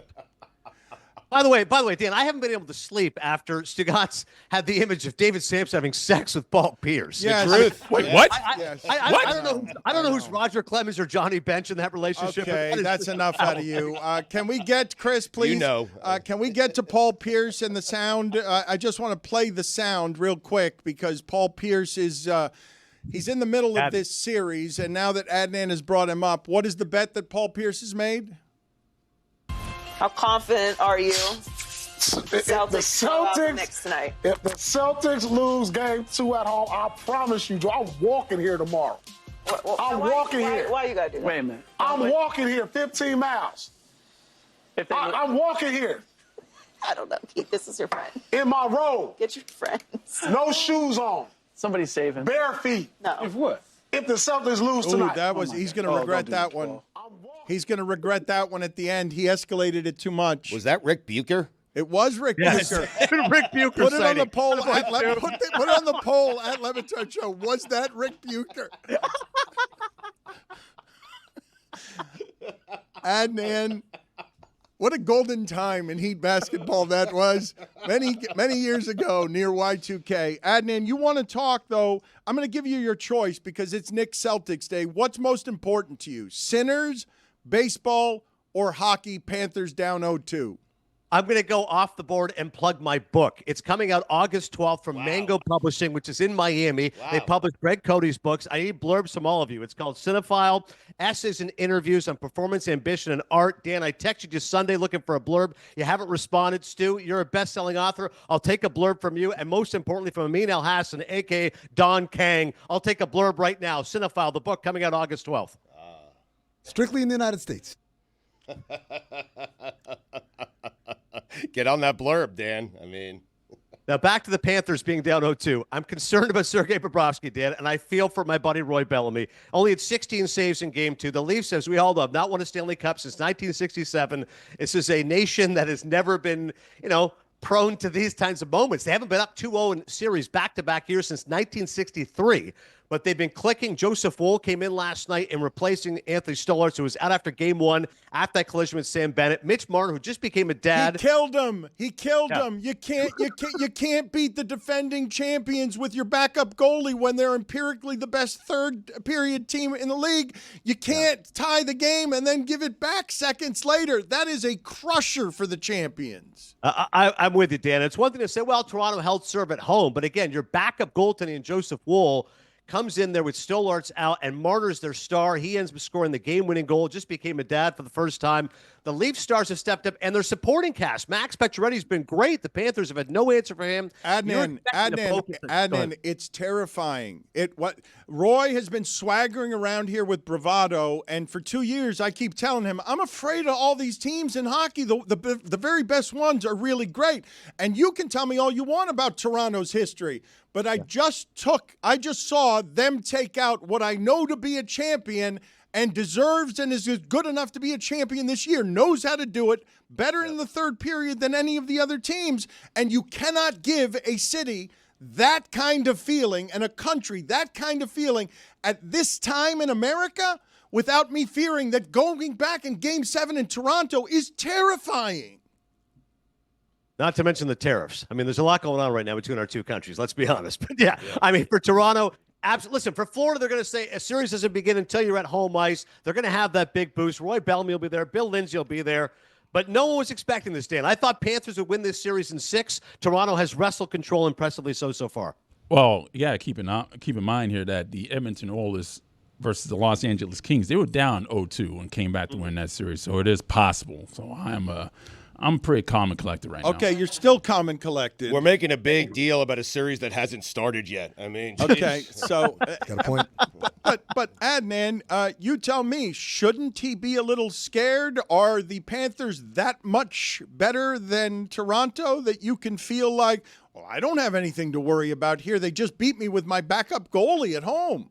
There should be palpable concern. I love Roy. I'm pulling for the Panthers, but here's why, to Dan's point. The Leafs, if ever there was a time they were going to break through, this is their year. In the past, they've had this amazing collection of offensive talent. Those guys have not been able to perform come playoff time. Austin Matthews still has yet to get going so far. Marner, Nylander scored yesterday. John Tavares. And yet this year, Craig Berube, who's a Stanley Cup winning coach, won it with the Blues back in 2019. He's instilled a more hard-nosed approach. They've improved defensively. Tanev's been a great shutdown guy for them, and they've been able to use this balance of goaltending to much success. So for Toronto, you feel like if it's not going to be this year, then whenever. The last 5-6 years, they've expected to be a stud team. They haven't made the conference finals since 1993. So Roy knows the Leafs, in terms of talent-wise, are right there with Florida. Do they have the moxie, the grit, etc.? That's the question. Now, Adnan, I got a question for you. How much did the coach for the Maple Leafs had to tell him, boys, hey, they're trying to rough up our goalie. We gotta strike back. How much of a motivation you think that was in that Game 2 victory for them boys? Is that Southern hockey coach? Yeah. Who Yes, is sir. that? Hey, we're not going to let them kick us around. Well, Don, you're absolutely right. You know what happens, Don, when you get cuffed like that, right? No, that's not Don. That's not Don. It's not Dom. Dom with With an M. M. Number Tom one. Kang. I beg your pardon. Number two, I'm the hockey coach with a little bit of a Southern swag to him. He thought that was Don King. Well, you know, I don't know who that is. The big difference between Dom Kang and the head coach of a hockey team is for two things. Number one, Dom Kang used much more flowery language. I don't. My boys can't understand it. They've been hitting on the head.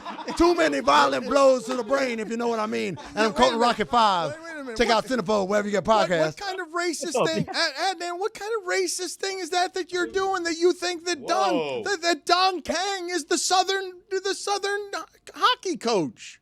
Dan, if you will, I was a little flummoxed by that. I was a little thrown off by it. I'm a little out of sorts. But I appreciate anybody with flowery language, with ornate language. I think Don King or Dom King have a certain ineffable about them. Power through, Adnan. No, it is not Don King.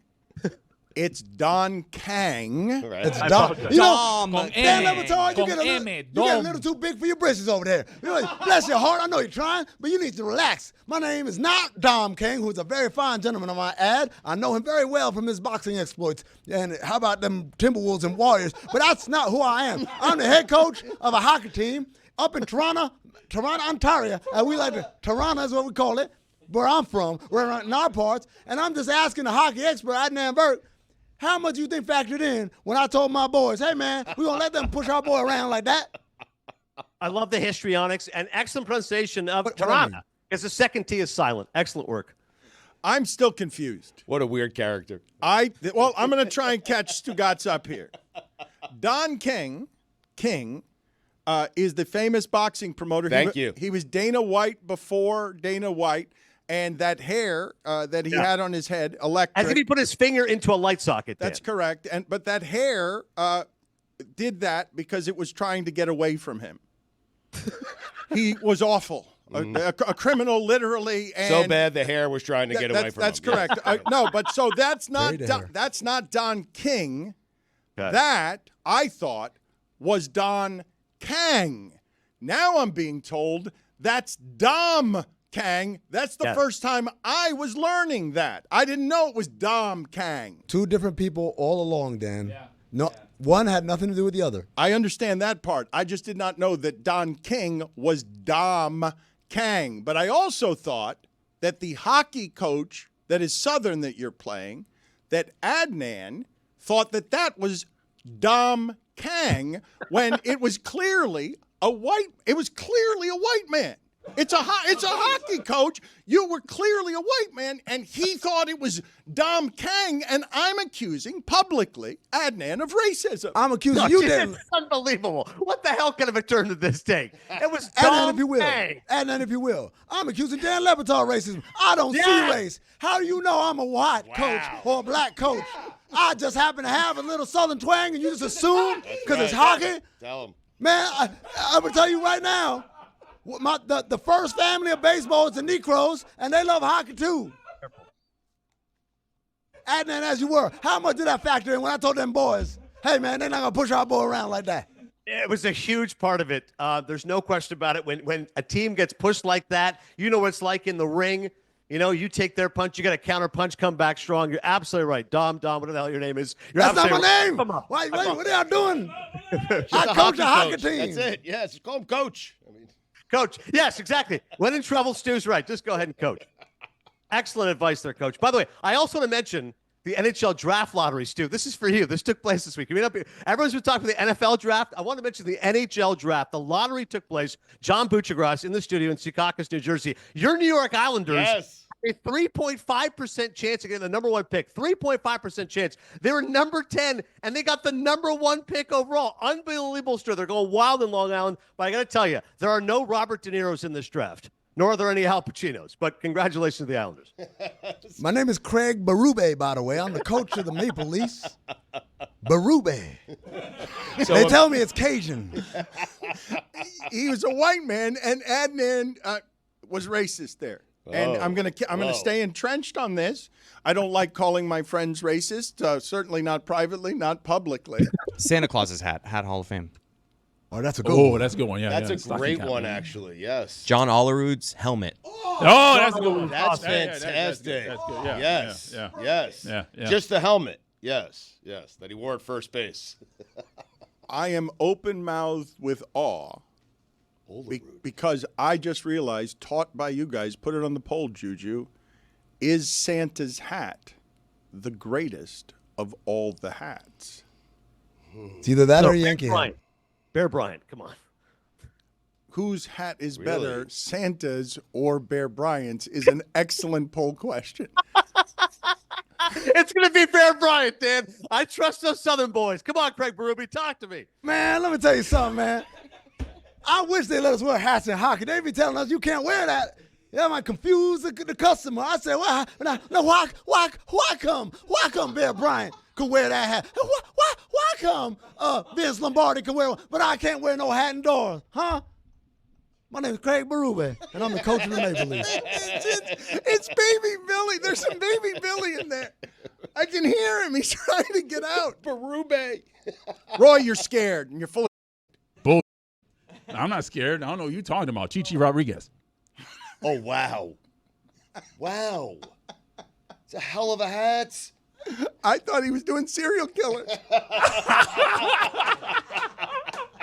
Chi-Chi, too nice. It is, you're right, but I just hear 3 syllables now, and I think Carl Anthony Towns, serial killer. You guys fell into something I wasn't expecting yesterday. By the way, hey, Dan, do you think Don Baylor sounds like a serial killer? I know it's not 3 names, but I think Don Baylor is pretty intimidating. Donald Baylor. Ooh. Donald Baylor. Yes, is better. Yes. John David Booty. Yes. Oh, wow. There you go. You got a winner right there. That's the guy that shot the president. John David Booty shot the president. Boof Bonzer. Come on. Oh, that's a great one. Isn't today a day that we should be only talking about Celtics Knicks? Adnan comes here with his baseball. He wants to talk about Aaron Judge. Aaron Judge. Yeah. Why'd you just shout that at me? Look, I want to tell you, Dan, real quick. Hold on. I was saying baseball, and I was introducing the idea of it. Why did you shout Aaron Judge before I said Aaron Judge? Because what he's doing right now, Dan, is incredible. He's hitting 400, a 491 on base percentage, and a 750 slug. Nice, easy, round numbers for everyone to understand. 1241 OPS. He's been the best player in baseball. He's got the most home runs with 12. He's got the most RBI with 34. I understand the Celtics and the Knicks rivalry. I get it. Maybe Brunson's the biggest star in New York. I heard Amin's point. I'm with you. But I'm telling you, Aaron Judge is on a historic pace right now. He's a 2-time MVP. He's never been better. Now, I have a question to you. Oh, boy. You're admitted by your own words there that the Jalen Brunson is more popular. I don't know much about basketball, hockey, or baseball. I'm a hockey man myself. Yeah, but you're saying that Jalen Brunson is more popular than Aaron Judge, and you are the baseball man, so if you said it, it goes. Well, I'll tell you this, Craig. In New York, not everyone is a Yankees fan. Of course, we have Mets fans. So, there's Juan Soto supporters. There's Francisco Lindor. Pete Alonso right now is on a revenge tour like Taylor Swift. He's been incredible. He's got the second best OPS in all of baseball. But the Knicks, that kind of unites the city. And this team has been so trash for so long. Let's be honest. I think that Brunson right now is the biggest star in the city.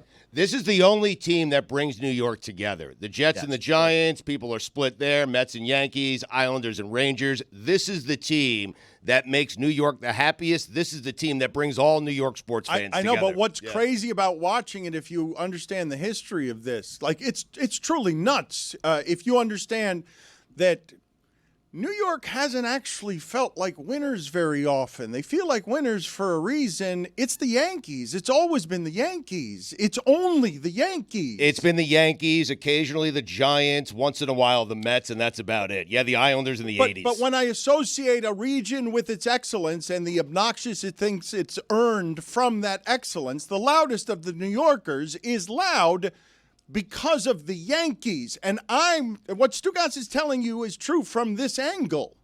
And obvious, I might add. Aaron Judge is Barry Bonds, and Brunson dwarfs him. Yes. And I can't believe I'm saying that. In that town, baseball has always been what's mattered.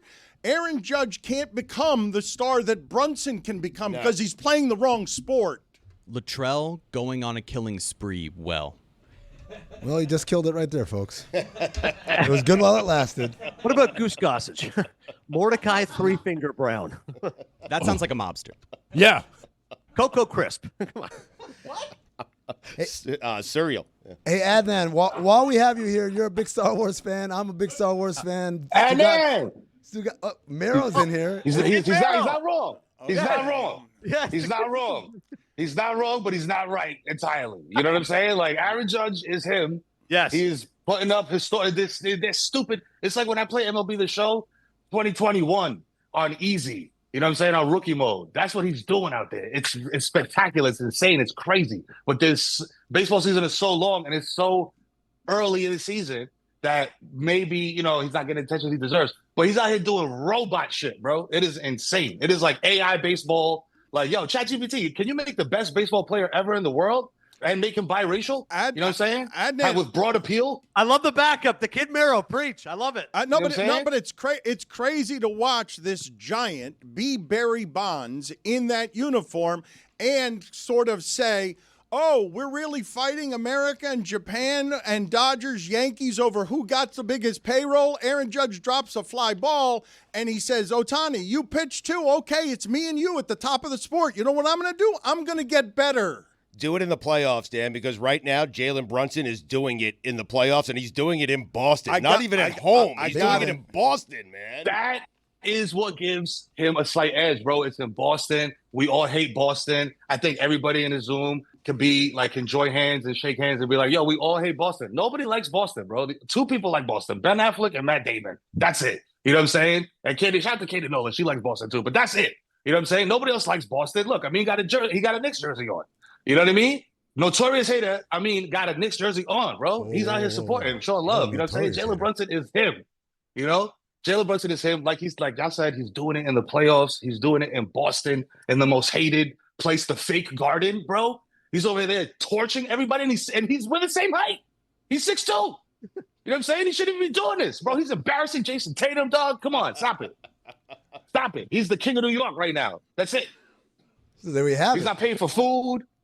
Yeah, He's not doing any of that. So he just said it. It's Jalen Brunson 1. Yes. Aaron Judge is Right now. 2. Easily. Oh, Yes, but right now. but I went a step further. I said that Brunson's already the most beloved Nick there's ever been.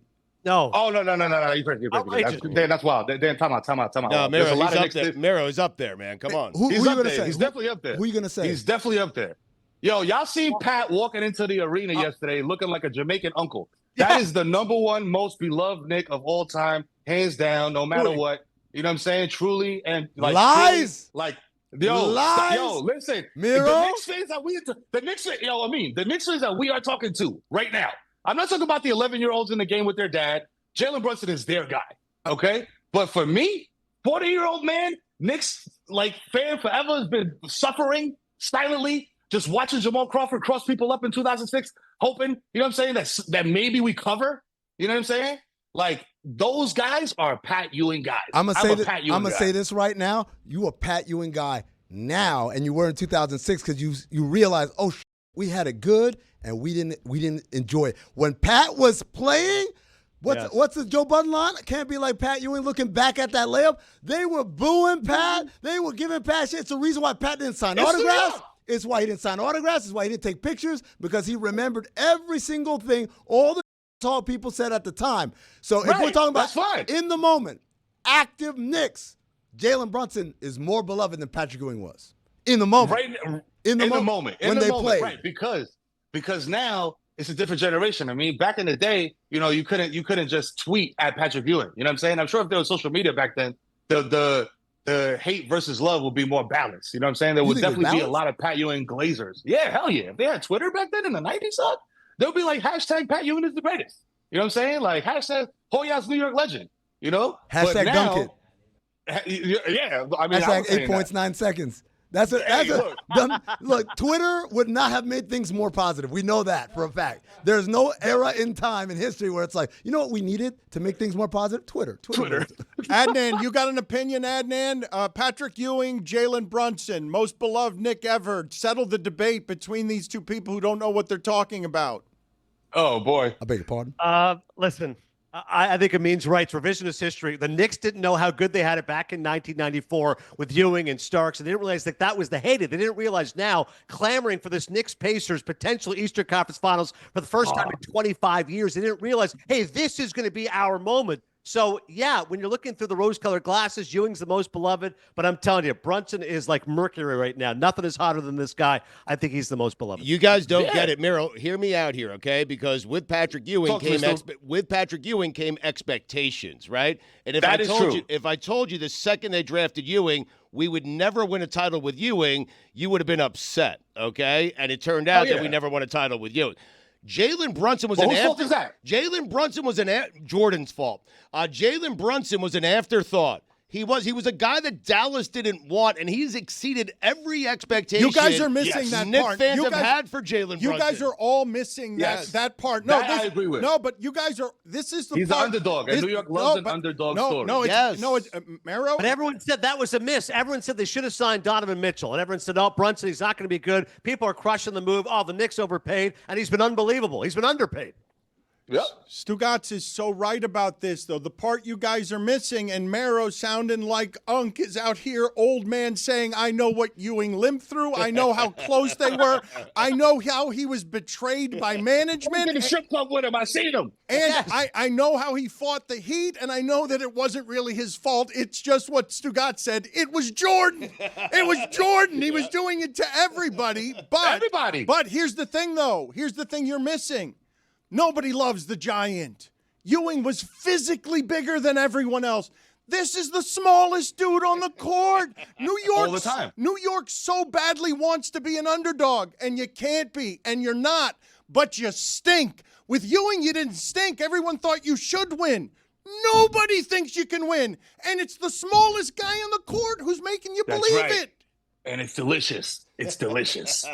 It's like my cafecito in the morning, bro. It hits like crack. Bro, put it in my veins. You know what I'm saying? Every time they tip the ball off, everybody's like, oh, Karl Anthony Towns, he's so soft, he's so zesty. Look at him. Oh, Jalen Brunson's so small. He's not the best player on the court in the series. Boo, boo, boo, boo, boo, boo. And then 48 hours later, those takes are ice cold, bro. Mero, if I asked Sam Mero this the other day, I'm asking you the same question. Rank these shots for me. Allen Houston against the Heat. Larry Johnson, 4-point play. Jalen Brunson to send the Pistons home. Rank them for me. Oh, wow. Oh, wow. LJ, Jalen. Allen Houston. That Houston shot would be one for me. Floater. Yeah, it'd be one for me. Yeah, listen, it was in the moment, right? But like in my mind, I was like, we're not winning all of this. We're not going all the way. Like even then, as a kid in '99, I knew I was like, yo, we're gonna make a run, but we're not going all the way because the Spurs are unstoppable. You know what I'm saying? And like we weren't ready for them. We didn't have Pat. Like all this stuff was going on. It was a short season. Yada yada yada. So it was kind of weird. It was kind of like how people argue about the bubble championships versus, you know what I mean? So it was like a weird thing.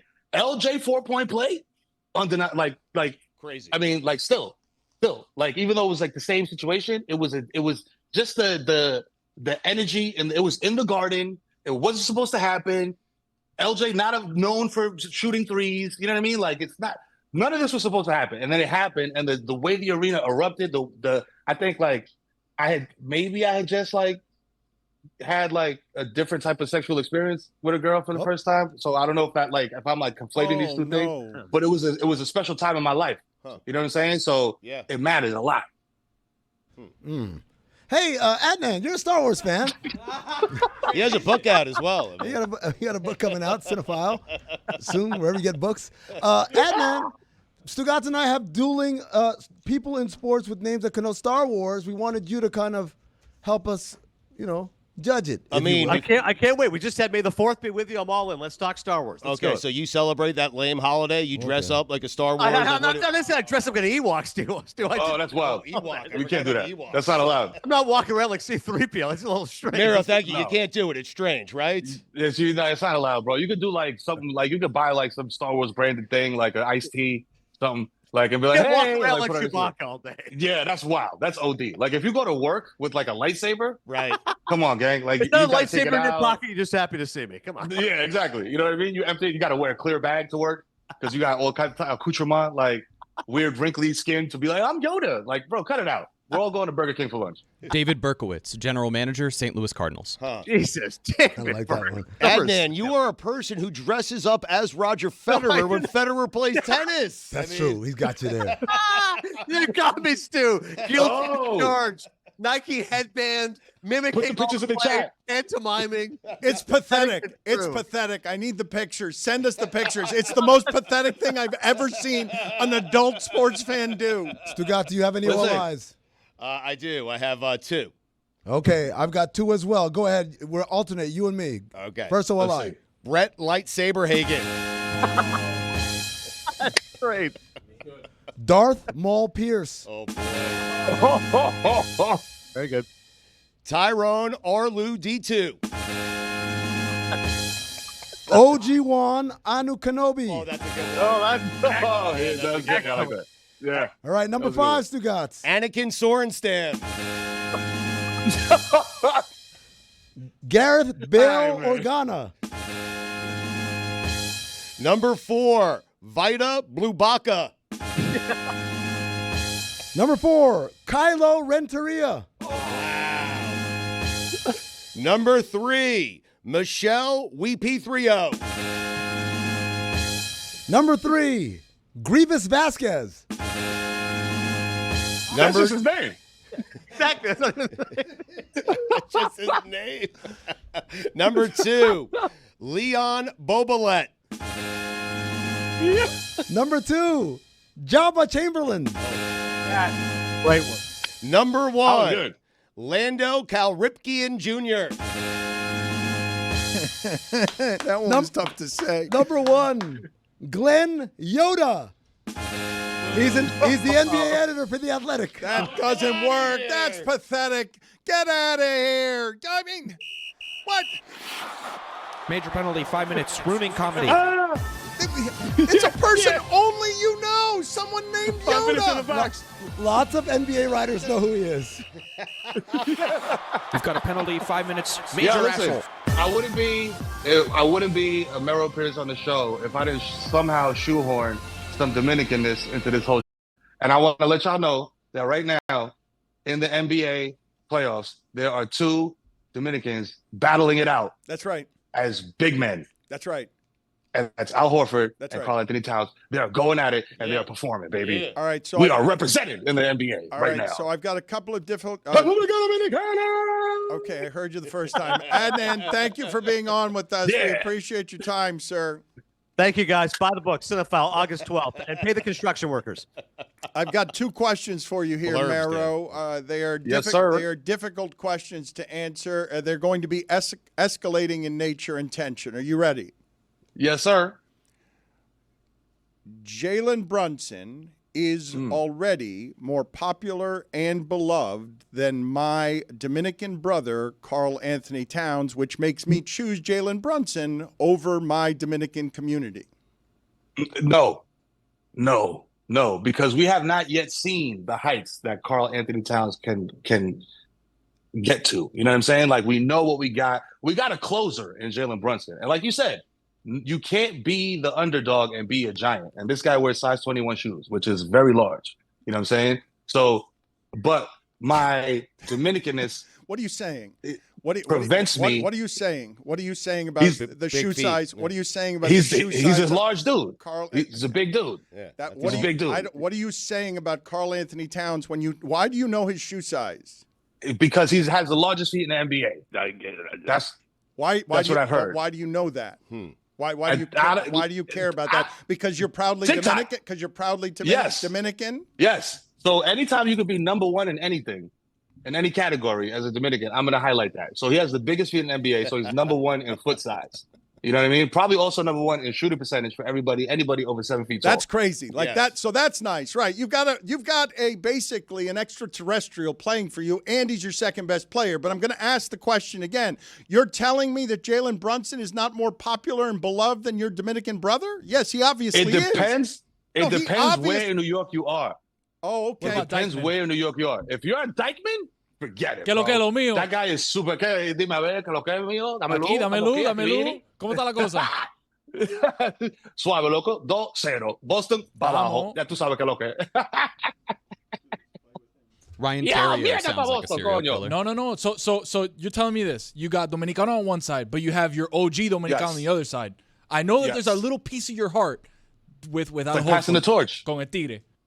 It's passing the torch. El You know what I'm saying? viejo, It's no, just el like, yo, tigre, no, el viejo. No, El no, El no, viejo, el el tigrazo. viejo. No, he's still viejo. getting it done. No, He's el still getting it viejo. done. He's the but- OG. No, he's the OG, but he's 0 for 8 with people 6 feet from him. Like, Take it he's easy. like, Ah, what are you doing? That's just numbers. Who No, cares about guys, that? Guys, come on, guys. That's not what he does. Guys, look, That's not what he does. the Celtics do He not throws look, picks. Tira de tres, Dan. I know I'm going to blaspheme against Stugotz here. Al Horford is his favorite player, and I know Mero loves him. I'm for, okay this time for, around. No, a lot of different reasons, but I'm just here to tell you, if Porzingis Porzingis is out for this series, and what they need is old man Al Horford to give him too many minutes, El Viejo's going to put them in trouble. No, and, él acaba. and Stugotz is going to be in trouble on what his allegiances are, because Al Horford has no bigger or better public national supporter than Stugotz. It's more than you, Mero. If you guys want to do who's more Dominican, Stugotz or Mero, in their love for Al Horford, I choose Stugotz. Yes, I choose. What you got? All right,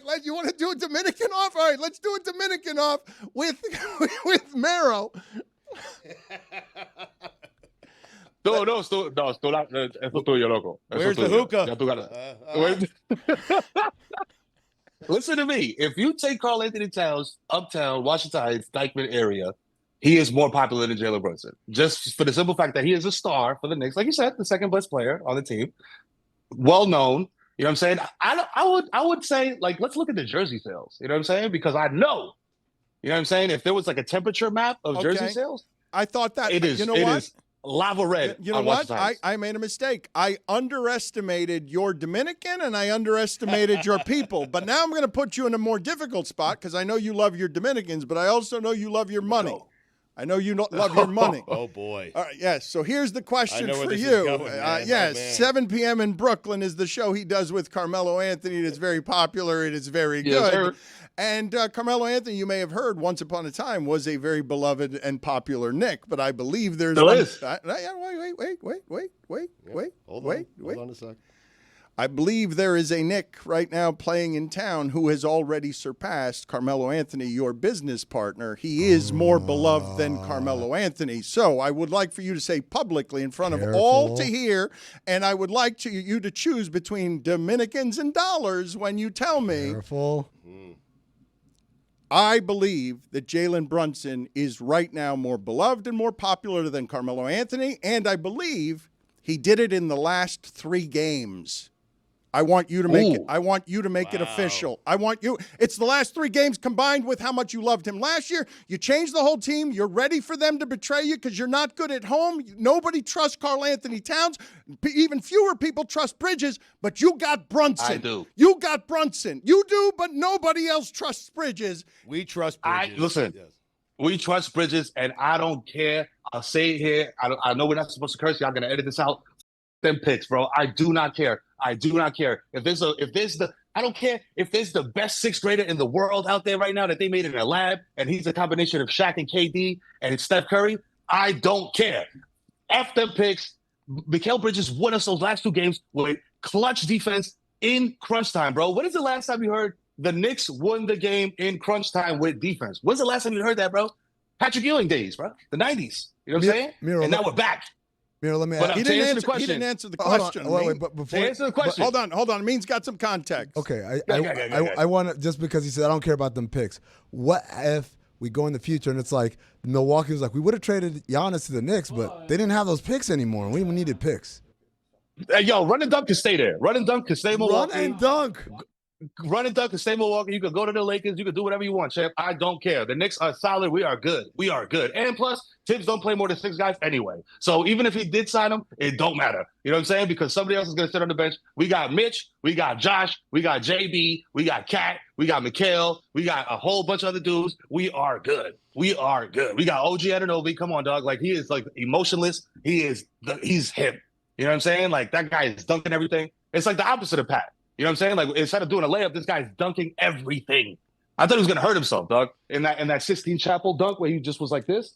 You know what I'm saying? Please don't do that again. Please don't do that I won't. again. I was my Sharon Stone moment on the show. Don't do that again. Mero, please. let me try it this way, okay? You host a podcast 7 p.m. in Brooklyn with Carmelo Anthony. Yes. If I told you My right dog. now you could switch out Carmelo and insert Jalen Brunson, would you do it?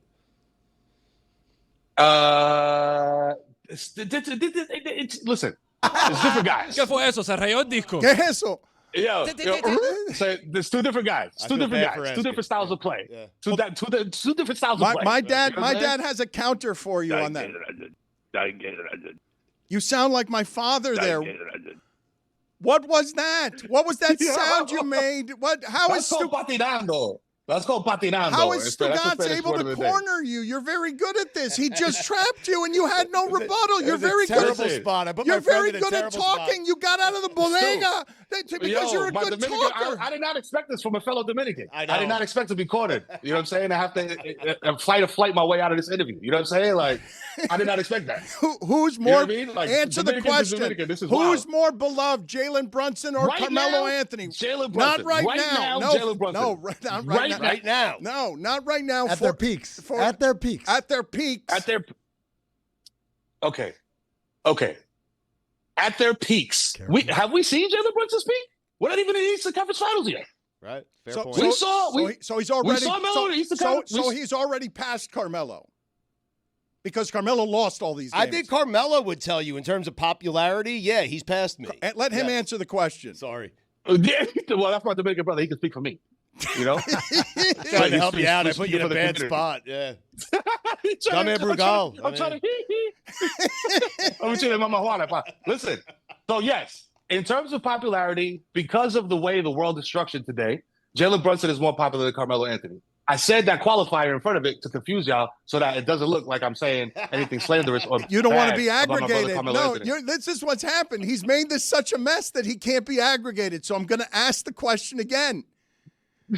Are you willing? See? You're trying to clip it out. Are you? Yes, but you know this, and you're playing kung fu with me. So the question again. New episodes every week on their YouTube channel. It's at 7 p.m. in Brooklyn, and it's delightful. He's created something out of nothing next to a hero of his, and it's just great to watch the interactions where fan and cultures meet.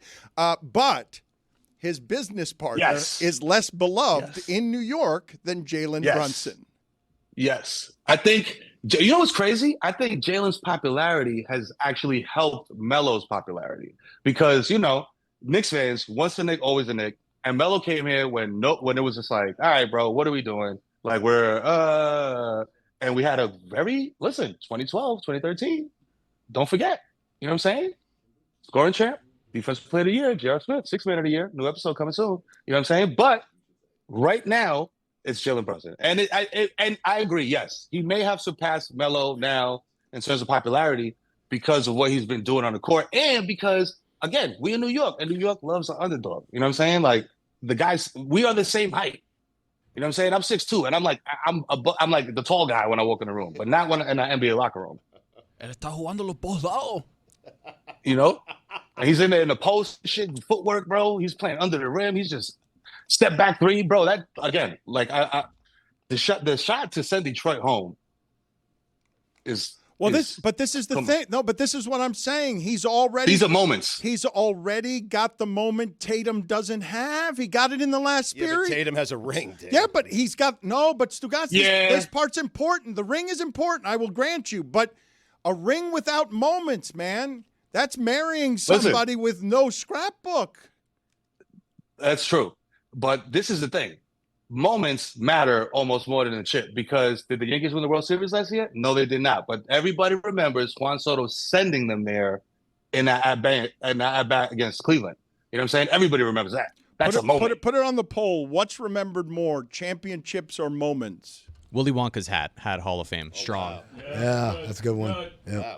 Wow. I have a hard time watching this Boston team play. This is a group that's won a title, and they look shook, and they look small, and they look uncertain. Tatum maneuvering.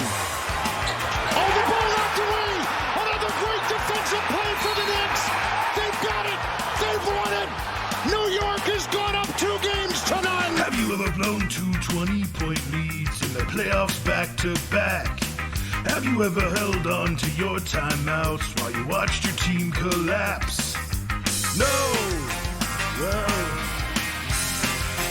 I never thought Mazzulla's good, and I'm glad I haven't yet, because he clearly isn't good. It makes me wonder how they're supposed to think Mazzulla's good. It's like these people all forget he just inherited those dudes. I wish Brad Stevens would come back. Bravo, Streeter. Oh, my God. Excellent. Excellent job. Banger. Miami can only be trolls at this point in life. We can just look at you and bother you. So Boston, I guess from down here, we would say, is your coach good and is your star late? We would ask you from Boston. Mero's asking you, and he's got Brunson in his pocket, like literally, because he's that small. And they've got you on the ropes, and are you going to take jumpers the rest of the way? Tony, please, Mero, you guys. I got a question for Mero, Dan. I got a question for Mero because él es el hombre de la casa de él, okay? And Mero, have you ever... El don de la casa. El patrón. Have you ever had to do something at a time that you didn't think you would be doing that thing? Okay, so the other night, I have my baby, four months old. She's starting to teeth, right? So mommy's like, hey, can you put her in the bed with us? She feels bad. I'm like, okay, I'll put it. The issue is our bed right in the middle where she sleeps. The vent del aire acondicionado goes right to her. So every time the AC kicks on, it hits her. She wakes up. She wakes me up, and then we got an issue. So at 3:58 in the morning, yo dije, ya, pa' coño su madre, me voy. Whoa. So I went down to the garage, down to the stairs, turned the light on, started looking for stuff, took out the stepladder, took out the power drill. And then I got to a point, and I'm going to play the music right now because I haven't said this word, but it's going to be a refrán del día, and it's very Cuban, but I'm going to let you in because you're my brother. I'm going to let you in with something very Cuban here. Stugotz. Yeah.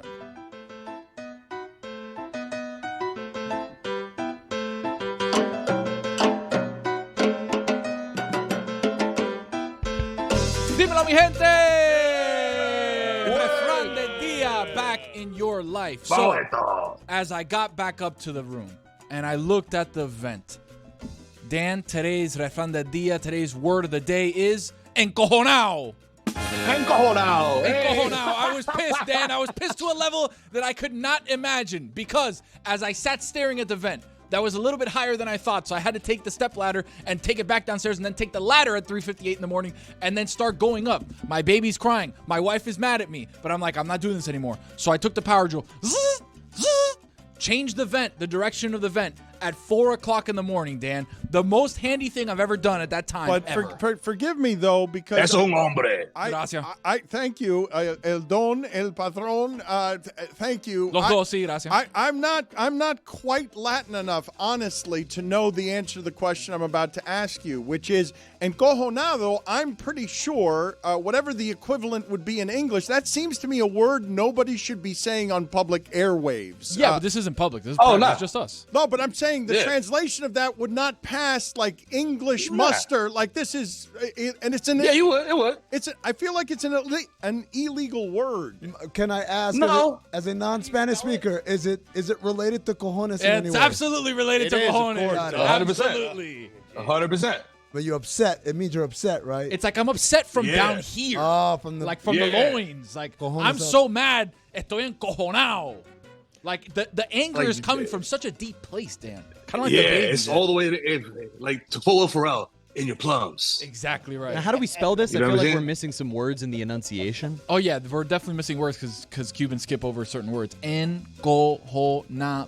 But the way that he's saying that, your rage is such that really your ball sack is now like making all tight. of you. Yes, it's not just tight. Yeah. If you were 6'2", the rage is gathering at the center of your ball sack to make you 6'1". Like Mero said. You know what it does? It raises that seam in your ball sack. Oh man, no, you got that seam in your balls. It raises that seam in your ball sack to look like the Rocky Mountains on a map of America. Thank you. And this is why I didn't think any of this should be on public airwaves. But in the middle of that, you also said something. Hey, baby, you know what you get. Isn't it weird that there is a seam down there? Like someone sewed it up? Was it one thing we evolved from one? It's and a then pouch. God went there with like a needle and thread and. So Joe, little worker angels. A golden thread. Crocheting. Light bluish hue. I thought Straight from the farmer's market. I've got a different. Just that Joann's copper fabric. I've got a different refrán del día for you because Tony also said "pa coño su madre," which I also don't think you can say on air. I don't think that's probably not. Yeah. Okay, well, what are we doing? I think we were going to bleep that one. No, but okay, so now what do you want? now. You want It's just like saying MFer, you know. No. Pa coño su madre. Is it? No, what is Of your mother, right? Yeah. Coño. The PG is like, to hell with this. Exactly. You know what I'm saying? Like, exactly. Yeah. how about Pingu? Well, yeah. Hey. You know what we do around here. That's why soy el patrón de la casa. That's why soy el don de la casa. Talking about. Okay, get out of here. That's enough of you. Mero, thank you for being on with us. We appreciate Next it. win, baby. Next win. 2-0. 2-0. Took 2 from you. Took 2 of your cookies. Soft, right out the oven. In the fake garden, bro. Just snatch 2 of your cookies right off your tray, bro, before they even cool down. Yes. See you at the real garden. Knicks up, Yankees up. Let's go. Stop playing with me. And we got Malik Neighbors, bro. You know what I'm saying? Giants on the way. No, you can't do Okay? that. No. No one cares about the That's neighbors. no, today. No. You like can't. me saying we got Justin Fields. That was a What y'all pathetic. can't do No, is talk about Miami sports right now. No, That's what y'all wait can't do. a minute. That's what y'all can't do. That was Talk to me about the Marlins. That was a pathetic dismount by you, and we got Malik Neighbors. I suck Pathetic. That's what I'm You're talking about. 3-14. Let's go. You also have now. Russell Wilson. I mean, That's right. And James Winston. 7 You know what I'm saying? and Jackson Dart. 7 p.m. in Brooklyn is the show That's with, right. with Carmelo Anthony, who is That's right. And we got victory light. And we got according to the kid coming down the pipe, goddammit. It's like on a water slide right now, but it's at the top of the long island. You know what I'm saying? It's going to come down and splash in the pool, splash in your face and your eyes. And there's a lot of chlorine in it, so it's going to burn. You know what I mean? According to the kid, victory light, 7 p.m. in Brooklyn, all that. I'm writing a book. You know what I'm saying? I'll be back to talk about it. I was not finished with what I was saying. 7 sorry. Go ahead. 7 p.m. in Brooklyn is the show with Carmelo Anthony, who he just told you is not as beloved as Jalen Brunson. That is a lie. No, y'all got to it's listen not to the a whole lie. segment. It's not a lie. You got to listen to the whole segment. He's just looking for a soundbite. Melo, I love you. You're my guy. You know what I'm saying? I'll be there. I'll see you later. See you later, Mero. I always enjoy talking to him. He has great. an energy Yes. that's infectious. What are you guys looking at? Is that David Beckham? What do you mean? The guy right there, that homeless-looking guy over there, looks like David Beckham. Oh, no, not him. No. Ethan, go find out. Close. Frankie just got into work, our security. It's almost time to leave. That's what traffic is in the city. I don't know what to do with this. We've got pitch clock coming up, and I call it pitch clock, even though, and I don't mean any disrespect here, Jeremy, because Stugotz has been very helpful during today's show, and we haven't talked nearly enough. How does he feel about the Knicks? But he was helping me. He handed me a note here, and it reads, "Throw to pitch count." So Stugotz is supporting your baseball show. That kind of thing. Pitch clock, pitch count. As long as you support, it's fine. Call me whatever you It was want. just a reminder. I mean, Tony, I am telling you that Sam Morrell is enraged with you.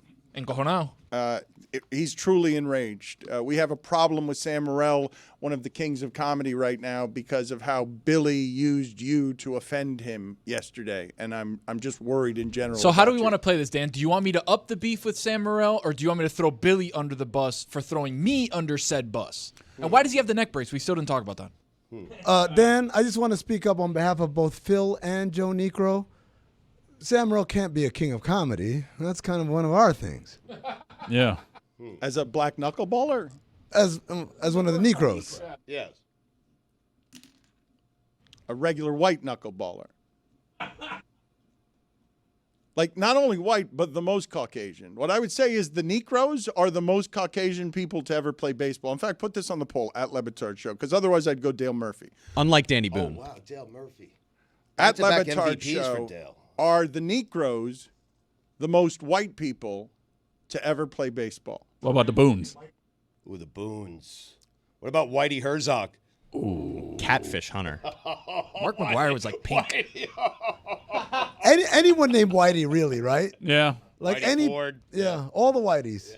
All these baseball names make me want to go to a baseball game. And if I want to go to a baseball game, the Dodgers were in town this week. Wow. Great ticket. Game Time is where you go for the best deals. You download the Game Time app, create an account, use code Dan for $20 off your first purchase. Terms apply. Download Game Time today. Last minute tickets, lowest price, guaranteed. Guys, by the way, I used Game Time, and I took my family over to the Dodgers game, and I probably saw the walk-off hit, by the way, for the Marlins, which I didn't see because the baby started to cry, so we ended up leaving. But I saw Ohtani home runs, Dan, and I saw the greatest jersey I've ever seen. Dan, I'm putting it on the screen for you right here. How about that one right there, Dano? Oh, that's funny. The Nico Hones jersey. We've got to put that. We've got to find a way in the store to make something like How that. about the Nico Hones jersey, Dan?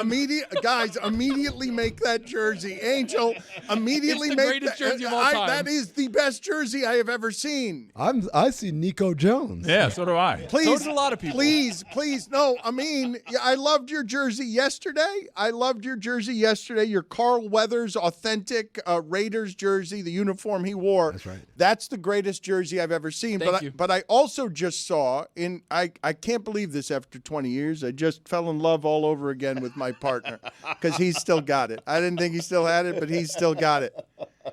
You guys were fooling around, and we were talking about the black knuckleballers and the Negroes, and I asked, and I will ask again, the Negroes, just look at them. Put pictures up of them and tell me whether Roy, right here. My bad. The whitest people to ever play baseball. And when I asked that, and Stugotz hit me with Whitey Herzog, I did mutter, you may have heard it. It was natural and authentic. You're good. You're still good. Welcome to the Pitch Clock. Here's the pitch, a two-part baseball segment combining a nostalgic baseball trivia game and an interview with an expert. This is the Pitch Clock. The Pitch Clock is back. We have our own official bit. There it is. Look at that. It's Chris Cody, Jeremy Taché, Taylor Vippolis. Taylor's going to have our trivia in just a second.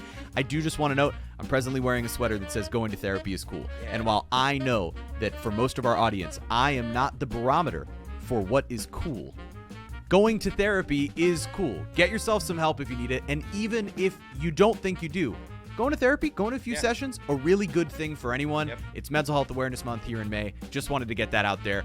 Our mental health is about to suffer because we're playing a trivia game. We'll get to our 2025 MLB expert in just a second. But Taylor, what is our trivia game for today? We're going back to 3 strikes and you're out. Today, it's 2007. The list in front of you is top 20 runs scored league leaders. So we'll alternate guesses. Jeremy, you'll be up first. 2007 runs. 2007 runs scored. Okay. I'm going to say Jose Reyes. Jose Reyes is the first Met. Chris Cody, you're up. All right. I'll go with Jimmy Rollins. Jimmy Rollins is second on this list, the first Philly. All right. Well, if he's the first Philly, then I want to go ahead and bet that Chase Utley is the second Philly. That is a bet you are going to lose, and that's going to be your first strike. Wow, first strike for Jeremy. No Chase Utley on this list. 2007 is a little early for him, huh? Because I know he's on the 2009 championship team, but it might have been a little before he was at the peak of his powers. I will take Juan Pierre. Juan Pierre, not on the list. Yeah, by that point, 2007's late. I know you're thinking he's one of the Marlins, but I don't think so. He was gone, I think. No, I know, but what team was he on? I don't know. By 2007, is he a Cub, maybe? My bad. I'm going to go ahead. So those Marlins are coming to me. Obviously, like, the Yankees are sitting there feeling like a relatively obvious one. Can't believe I didn't say. I'm going to go ahead. I'm going to do, there are 4 Detroit Tigers on this list. So, but by this point, is he there? Uh-oh. Yeah. Is this year 1? I'm doing it. Miguel Cabrera? Miguel Cabrera, not on the list. All right, Jeremy's got 2 strikes. What a dumb guy. What a dumb guy I am. Very excited about our guest for our 2025 MLB expertise. Danny Alvarez is here. I couldn't be more excited about it to have you with us here in our studio in Miami, ready to talk about all things baseball. But Danny, you cover the Marlins. I do. But you do much more beyond that. You're wearing the hoodie for El Extra Base. So do me a favor.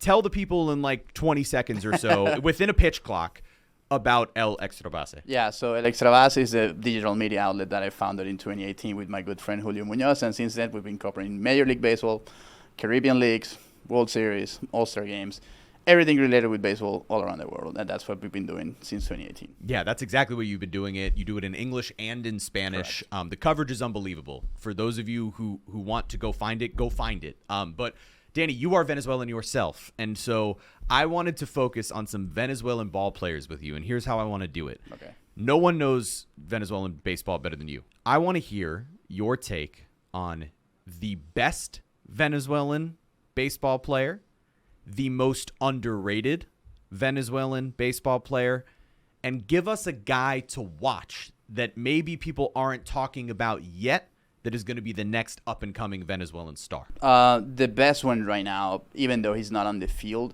is still Ronald Acuna Jr. Yep. When he's healthy and when he's playing, he's one of the best 5 or 3 players in the game, arguably, right? I mean, we saw the 40-70 season that he had 2 years ago and what he's been able to do when he's healthy. Obviously, there are many ifs related to his health, but I have no doubt in my mind that in terms of raw talent, he might be not only the best Venezuelan player right now, but arguably of all time. Wow. All right. So you're putting him in raw that category, right? Because you have everything there with him, right? Contact, power, speed, a good arm. His defense is the only question mark, but I mean, it's still, even then he has flashes decent, right? defensively. Exactly. So I don't think we have seen a Venezuelan baseball player being so complete like Ronald. Okay, so who's most underrated right now? For me, Wilyer Abreu. Tell me why. Because Wilyer is doing fantastic things in right field. Defensively, he might be the best right fielder in the game. He has 7 home runs already. He's put in an unreal offensive season. But also, defensively, he's up there with the best in the game. And I feel like nobody's talking about him. Yeah, learning it, right? He's right? playing unbelievable baseball. And so correct. I think nobody's talking about Wilyer Abreu right now, and I love seeing him play. Who is the next Venezuelan superstar that we're not talking about yet? Moises Ballesteros. Okay, I have not even heard of him. Okay. So tell me where he is, what's going on. He's in AAA with the Cubs, with the Iowa Cubs. He's a catcher, big guy. He's hitting 381 in the minors right now. Okay. All right, so that's a good start. But he's just going to be so good in the future. Good news for Cubs fans. That's good news for Cubs fans, including Ethan. Of course. I knew Ethan would like it. Yeah, he'll be happy about that. Yeah. But including Ethan, that's good news for them because their lineup is already pretty sweet. Let's get to our second question here. You're obviously here in Miami. The not Oakland Athletics came to town. The West Sacramento Athletics of future Vegas came to town. It's very strange. Yeah. But they were here, and they're really one of the surprise stories in Major League Baseball right now. At the time of this recording, they're 4 games over 500. You got to see them up close and personal. Do you believe that this hot start is sustainable? Like, are we going to be talking about them as a potential wild card team down the stretch? I think we can because they have the talent. The only question for me is the pitching depth in the rotation. But yeah, I think it's sustainable. I mean, because they have the talent, but also because I don't see a clear, great team in the AL. The reality is the depth of the strength in the National League right now is far superior in their division alone. The AL West is a pretty weak division, at least through a month of the season, and so it gives them that much more of an opportunity to be around. Absolutely. There's a legit chance that they might be competing for a wild card spot by the end of September. Like, I wouldn't be surprised. I think it's sustainable because of the talent that they have, but also because of how wide open the AL is for many teams. I'm going to go Derek Jeter. Why did I do that? Of course, Derek Jeter's number 1. Oh, no. Derek Jeter's not on the list. No way! What are we doing here? What is this game? Derek Jeter, from memory, he's one of the first names off this list, though. Yeah, thanks. All right. Well, now I'm feeling insane. Okay, the Seattle Mariner, Ichiro Suzuki. Ichiro is on the list. Thank God. All right. Good luck, Chris. I'm going to go with my old faithful. I feel like this guy in this era of time has done well for me in these games. Todd Helton. That's a third strike. Wow. Good Lord. Do we want to extend it to a 4-pitch? Can we say we each fouled one off? Can we make this 4 strikes just so that this isn't the most The catcher boring dropped game? Chris's third strike. Oh, he did. Good. Catcher dropped it. Okay, but let's just make it abundantly clear.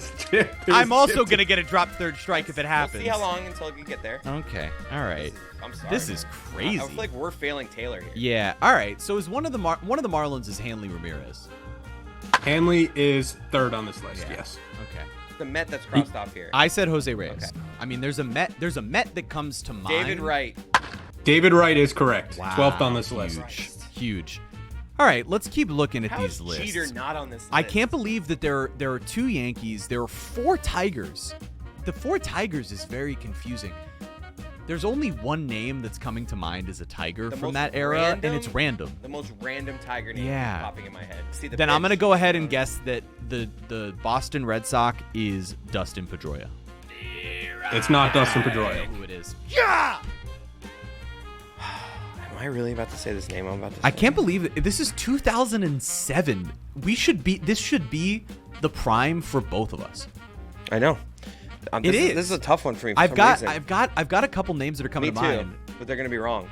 How much And time with left on 4 the clock? Tigers, it's basically just name somebody on Yeah, that Tiger name the team. Tigers, and it's like, but I thought I did. I thought I did name a Tiger.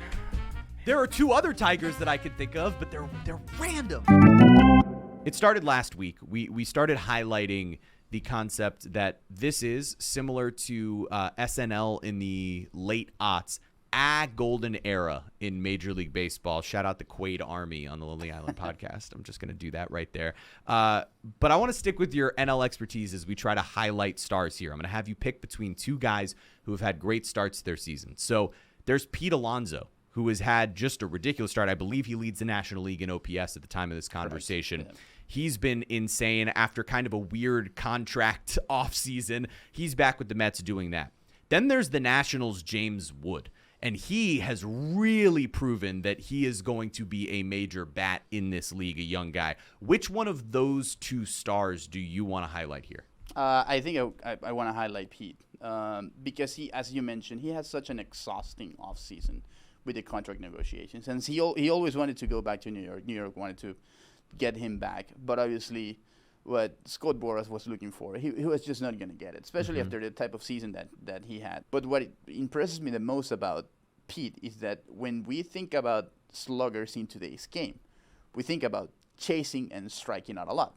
He has more walks than strikeouts right now. And he's making contact like Luis Arraez. And when you have that type of contact with that power, you become one of the biggest stars in the game. So he's the closest thing that we're seeing to Aaron Judge in baseball. It's Pete Alonso right now. So that's why I want to highlight that. This question comes courtesy of Ethan. We gave Taylor an opportunity to ask one a couple of weeks ago.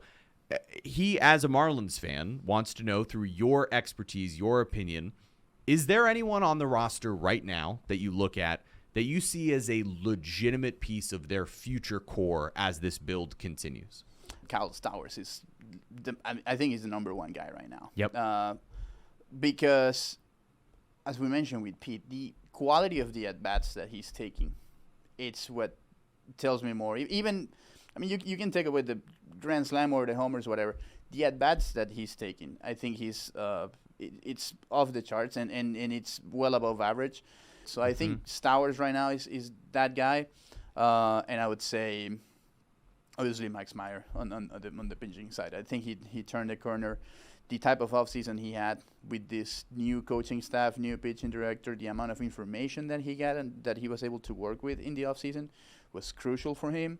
I see him more excited about pitching and go out and competing. You can definitely see that. And he's been able to find the right adjustments after struggling. It is exciting to know that there are a couple of guys there you can go for. A couple of blonde guys. How about that here in Miami? You can go kind of random. Agustin as well. Yeah, I mean, obviously, Agustin Ramirez is a guy that we're all very aware of, especially, I mean, I shouted him out here on the pitch clock last week, but his power is insane. Everybody go follow LX Trabase on X, on Twitter, on Instagram. Everywhere else. Follow Danny himself. But we're going to go ahead and get back to one of the worst trivia games Chris and I have ever played. Tiger. Brandon Inge. It's not Brandon Inge. That's gonna be the rare 4th strike. The rare 4th strike. The umpire missed the called strike on strike 3. This is the rare 4th strike on Chris Cody. Okay. So I'm going to try to name some of these guys. Did we both lose? Like, why? No, I win. Whatever. I won. It's over. Stupid. I mean, come on. I dominated. Stupid. Dominant performance by me. Was Billy Hamilton the red? No way. No. I'm going to guess that Maglio Ordonez is one of those Tigers. The second Tiger, 9th on the list. Is there a world where Victor Martinez is one of those Tigers? Victor No, Martinez right? was not. Is Jacoby Ellsbury the Red Sox? Jacoby Ellsbury is not the Red Sox. So then who's the Red Sox? I was convinced Manny, that was like Manny or It something? can't be. Is it really? It's not Manny. Yeah. Johnny Damon? Not Johnny Damon. The full list. Number 1, league leader that year in runs scored, A-Rod. Then the next Yankee, Bobby Abreu. The first Tiger, Curtis Granderson. Grandy the man. Rocky, Matt Holliday. Yeah. Cleveland, Grady Sizemore. Tiger, Maglio Ordonez. The Red Sox, Big Papi, David Ortiz. Wow. I knew that. That's... I just didn't expect him to score so many runs. Yeah. I mean, I was Beyond the thinking bases of enough to score that many runs? Gabe knew it. Thanks for telling me. Yeah, Thanks for Gabe's nothing. celebrating in the other room. Thanks for nothing. Jerk. Blue Jay was Alex Rios. The other Marlin, Dan Uggla? Dan Uggla. Yeah, it was Dan Uggla. Alex Rios makes me happy. Alex Rios, I was going to guess Vernon Wells, so Me I'm glad too, I didn't. But, And then the last part of the list, the Brewer, Ryan Prince Braun? Fielder. Prince Fielder. The Brave, Chipper Jones. Yeah, that's awesome. The Red, Brandon Phillips. Thought of that too. The Tigers back-to-back. Gary Sheffield makes his way over to Detroit. Dude. Placido Polanco, the other Tiger. Placido Polanco's I thought about saying Omar Infante. And then that final Philly we said was who? Aaron Rowan. Oh, center fielder. Rowan. Glad we got that one That's in how- here. that's how I hope feel. that's the name everybody remembers. Chris Cody lost in the way that Aaron Rowan just broke his face.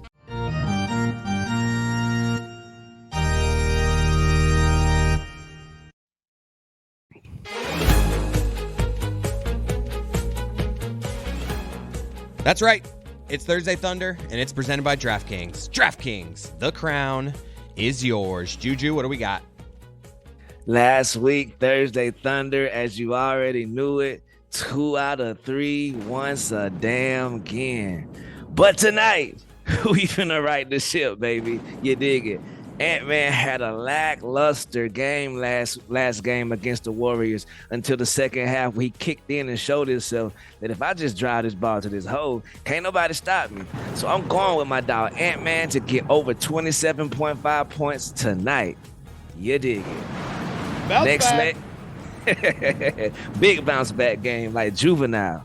Next leg, I'm going with the Glove Junior. You feel me? Because with Steph Curry being out, he's been one of the presences that has kind of helped out on both ends of the floor. And I'm going with my brother Gary Payton Jr. for over 1.5 assists tonight. Should be a piece of cake or shallot. Right. And for the Don't jinx it, Juju. Anytime I go in thinking a bet's going to be a piece of cake, I end up losing said bet. Don't say that. Right. I take it back. It's going to be the roughest 2 assists in the history of the sport. And for the last leg, I'm sticking with the Glove Junior. The Glove Junior going to be out there. Last game, he had 26 minutes, important minutes. And he also had a couple threes. So tonight, I'm going with the Glove Junior over 0.5 threes. That's 1 3-pointer, which would be the hardest 3-pointer in postseason history. Lock it in, baby. I like it. I like him. Juju. So overall last night, another great game. Celtics, well, maybe not for you. Sorry. What are your takeaways from last night's loss by the Celtics? Brother, Taylor Jenkins, I see you. Michael Malone, I see you. Let's make history, Boston Celtics. Fire Joe Mazzulla today. Wow. Game between game 2 and game 3. Mid-series. Get him out of here. Right, okay. Yes. Yeah, and replace him with who? I mean, Replace Sam Cassell is on the bench with the biggest set that you ever seen. You feel me? I think that let my boy go watch the town. Go do what you do, brother, because it's no way in Hades that you don't make an adjustment after game 1, let alone when game 2 starts happening. You see the same stuff happening and you just letting folks just, bruh. Jason Tatum had the worst shot in the history of the NBA. I got it on my phone. I should have sent it to the video team, but there was a lot going on today. I'm going to just put it up to the screen. Al Horford is wide open under the goal. Jason Tatum is in the corner. Jalen Brunson is on his face in the paint. Pass the damn ball to Al Horford. It's 2 points in front of you. No, of course he launched a brick. Of course they launched 7 more bricks consecutively after that. How do you do the same thing 2 games in a row? I thought I would be upset as hell, but this is just like you have a homeboy and you outside and you see your homeboy girlfriend in the club cheating her ass off, and you go back to your homeboy and say, "Hey, bro, I seen your girl in the club. She was cheating, man." And he like, "Nah, that wasn't her. I don't believe you. As a matter of fact, get out of my face." And then you go back to the club again, and she's busting it wide open again for the same brother. Wow. Guess what? I don't care anymore. Y'all don't care. I don't care. Get them out of here. How dare you do this? They're soft, SOFT. The Celtics are soft right now. Take the ball to the hole. How dare you do this to us? Sorry, I blacked out. That's all right. They're champions. I mean, How about, yes, they are. How about the other? How about the other game, Drew? Drew, how about the other series? We had SGA probably have the greatest playoff performance from a metrics and plus minus number of all time. Yeah, absolutely. SGA as a great team should do. After they got the game stolen from them last game, they came back and said, "No, sirree, Bob, not on our court." And they put their foot in ass last night. The Joker fouled out in the third quarter. It did not matter. That's what you do in a bounce back game, that you let down your fans. Do not come back with this. Joe Mazzulla, please. I'm sorry to drift back over there. Celtics, do the right thing. Fire Joe Mazzulla today. But yeah, the Thunder did a great job. Yes, they did. Oh, what happened? Oh!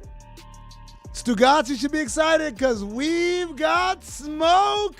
Uh-oh. White smoke in the Vatican. Billy's not here, but it seems we have a pope. Get out of here. Get out of here. Who is it? No name yet. No name yet. Just white smoke. Cylinder wraps. The Filipino Pope, Filipino Cardinal was leading the group chat. Odds earlier. on favorite? Yeah. Wow. Back to you guys. So we have a pope. We just don't know the pope's name. Exactly. Okay. Good. Edwin Pope. Well, let's guess. Mark Pope. Bill Pope, longtime coach. Edwin Pope. Jinx. Steve Martin. Steve Martin Pope. Hey. Oh, come on, man. That's not fair. You're not listening. He said Edwin Pope at the first one. I thought he said Eddie Pope. Pope. Eddie Pope's a good name. Eddie Pope is a good name. Juju, how'd you feel about Nick Wright today, his appearance on the show? Man, Nick Wright, bro. I think we did my boy Nick Wright an injustice today.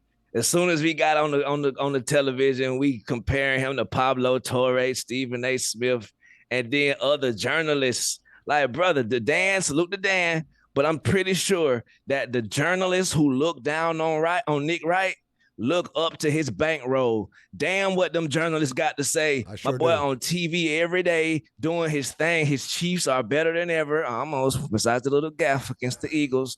But at the same time, I think Nick Wright is one of the best in the business. We don't have to pit these folks against each other, especially when we're talking about Pablo. We got to stop going back to the Pablo well every time we want to talk about somebody smart. Salute to my Peabody brother, but get him out of here when we're talking about Nick Wright. Nick Wright brings something else to the field, and I think my brother deserves way more respect than to be compared every time. He's got sauce, Drew. He's got sauce that Pablo doesn't have. Well, and I feel like Juju is blaming all of us, where he should just blame Dan. I mean, I was gonna name names, Stugotz. I was just gonna say, well, it's not all of we're not doing that. Not Right. we. Well, Someone. I named the name, so.